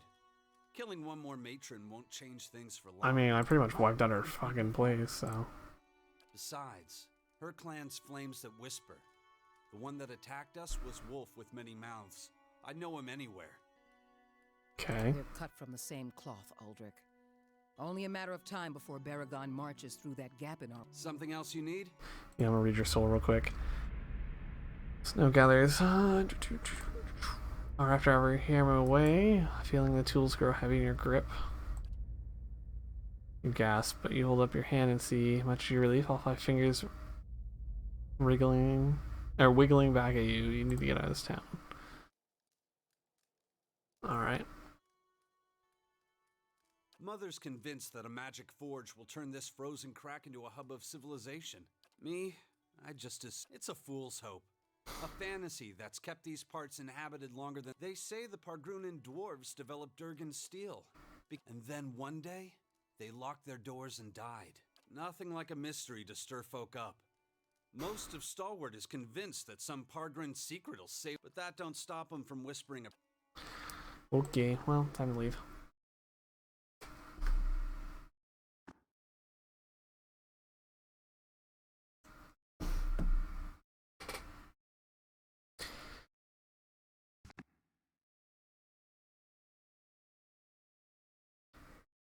Alright, and we will pick up here next week looking for another part, who knows how many there are, of this helm to find out what really happened. And looking for the soul of the person that can get us into Durgan's battery. But yeah, I will catch you all tomorrow for Borderlands 2.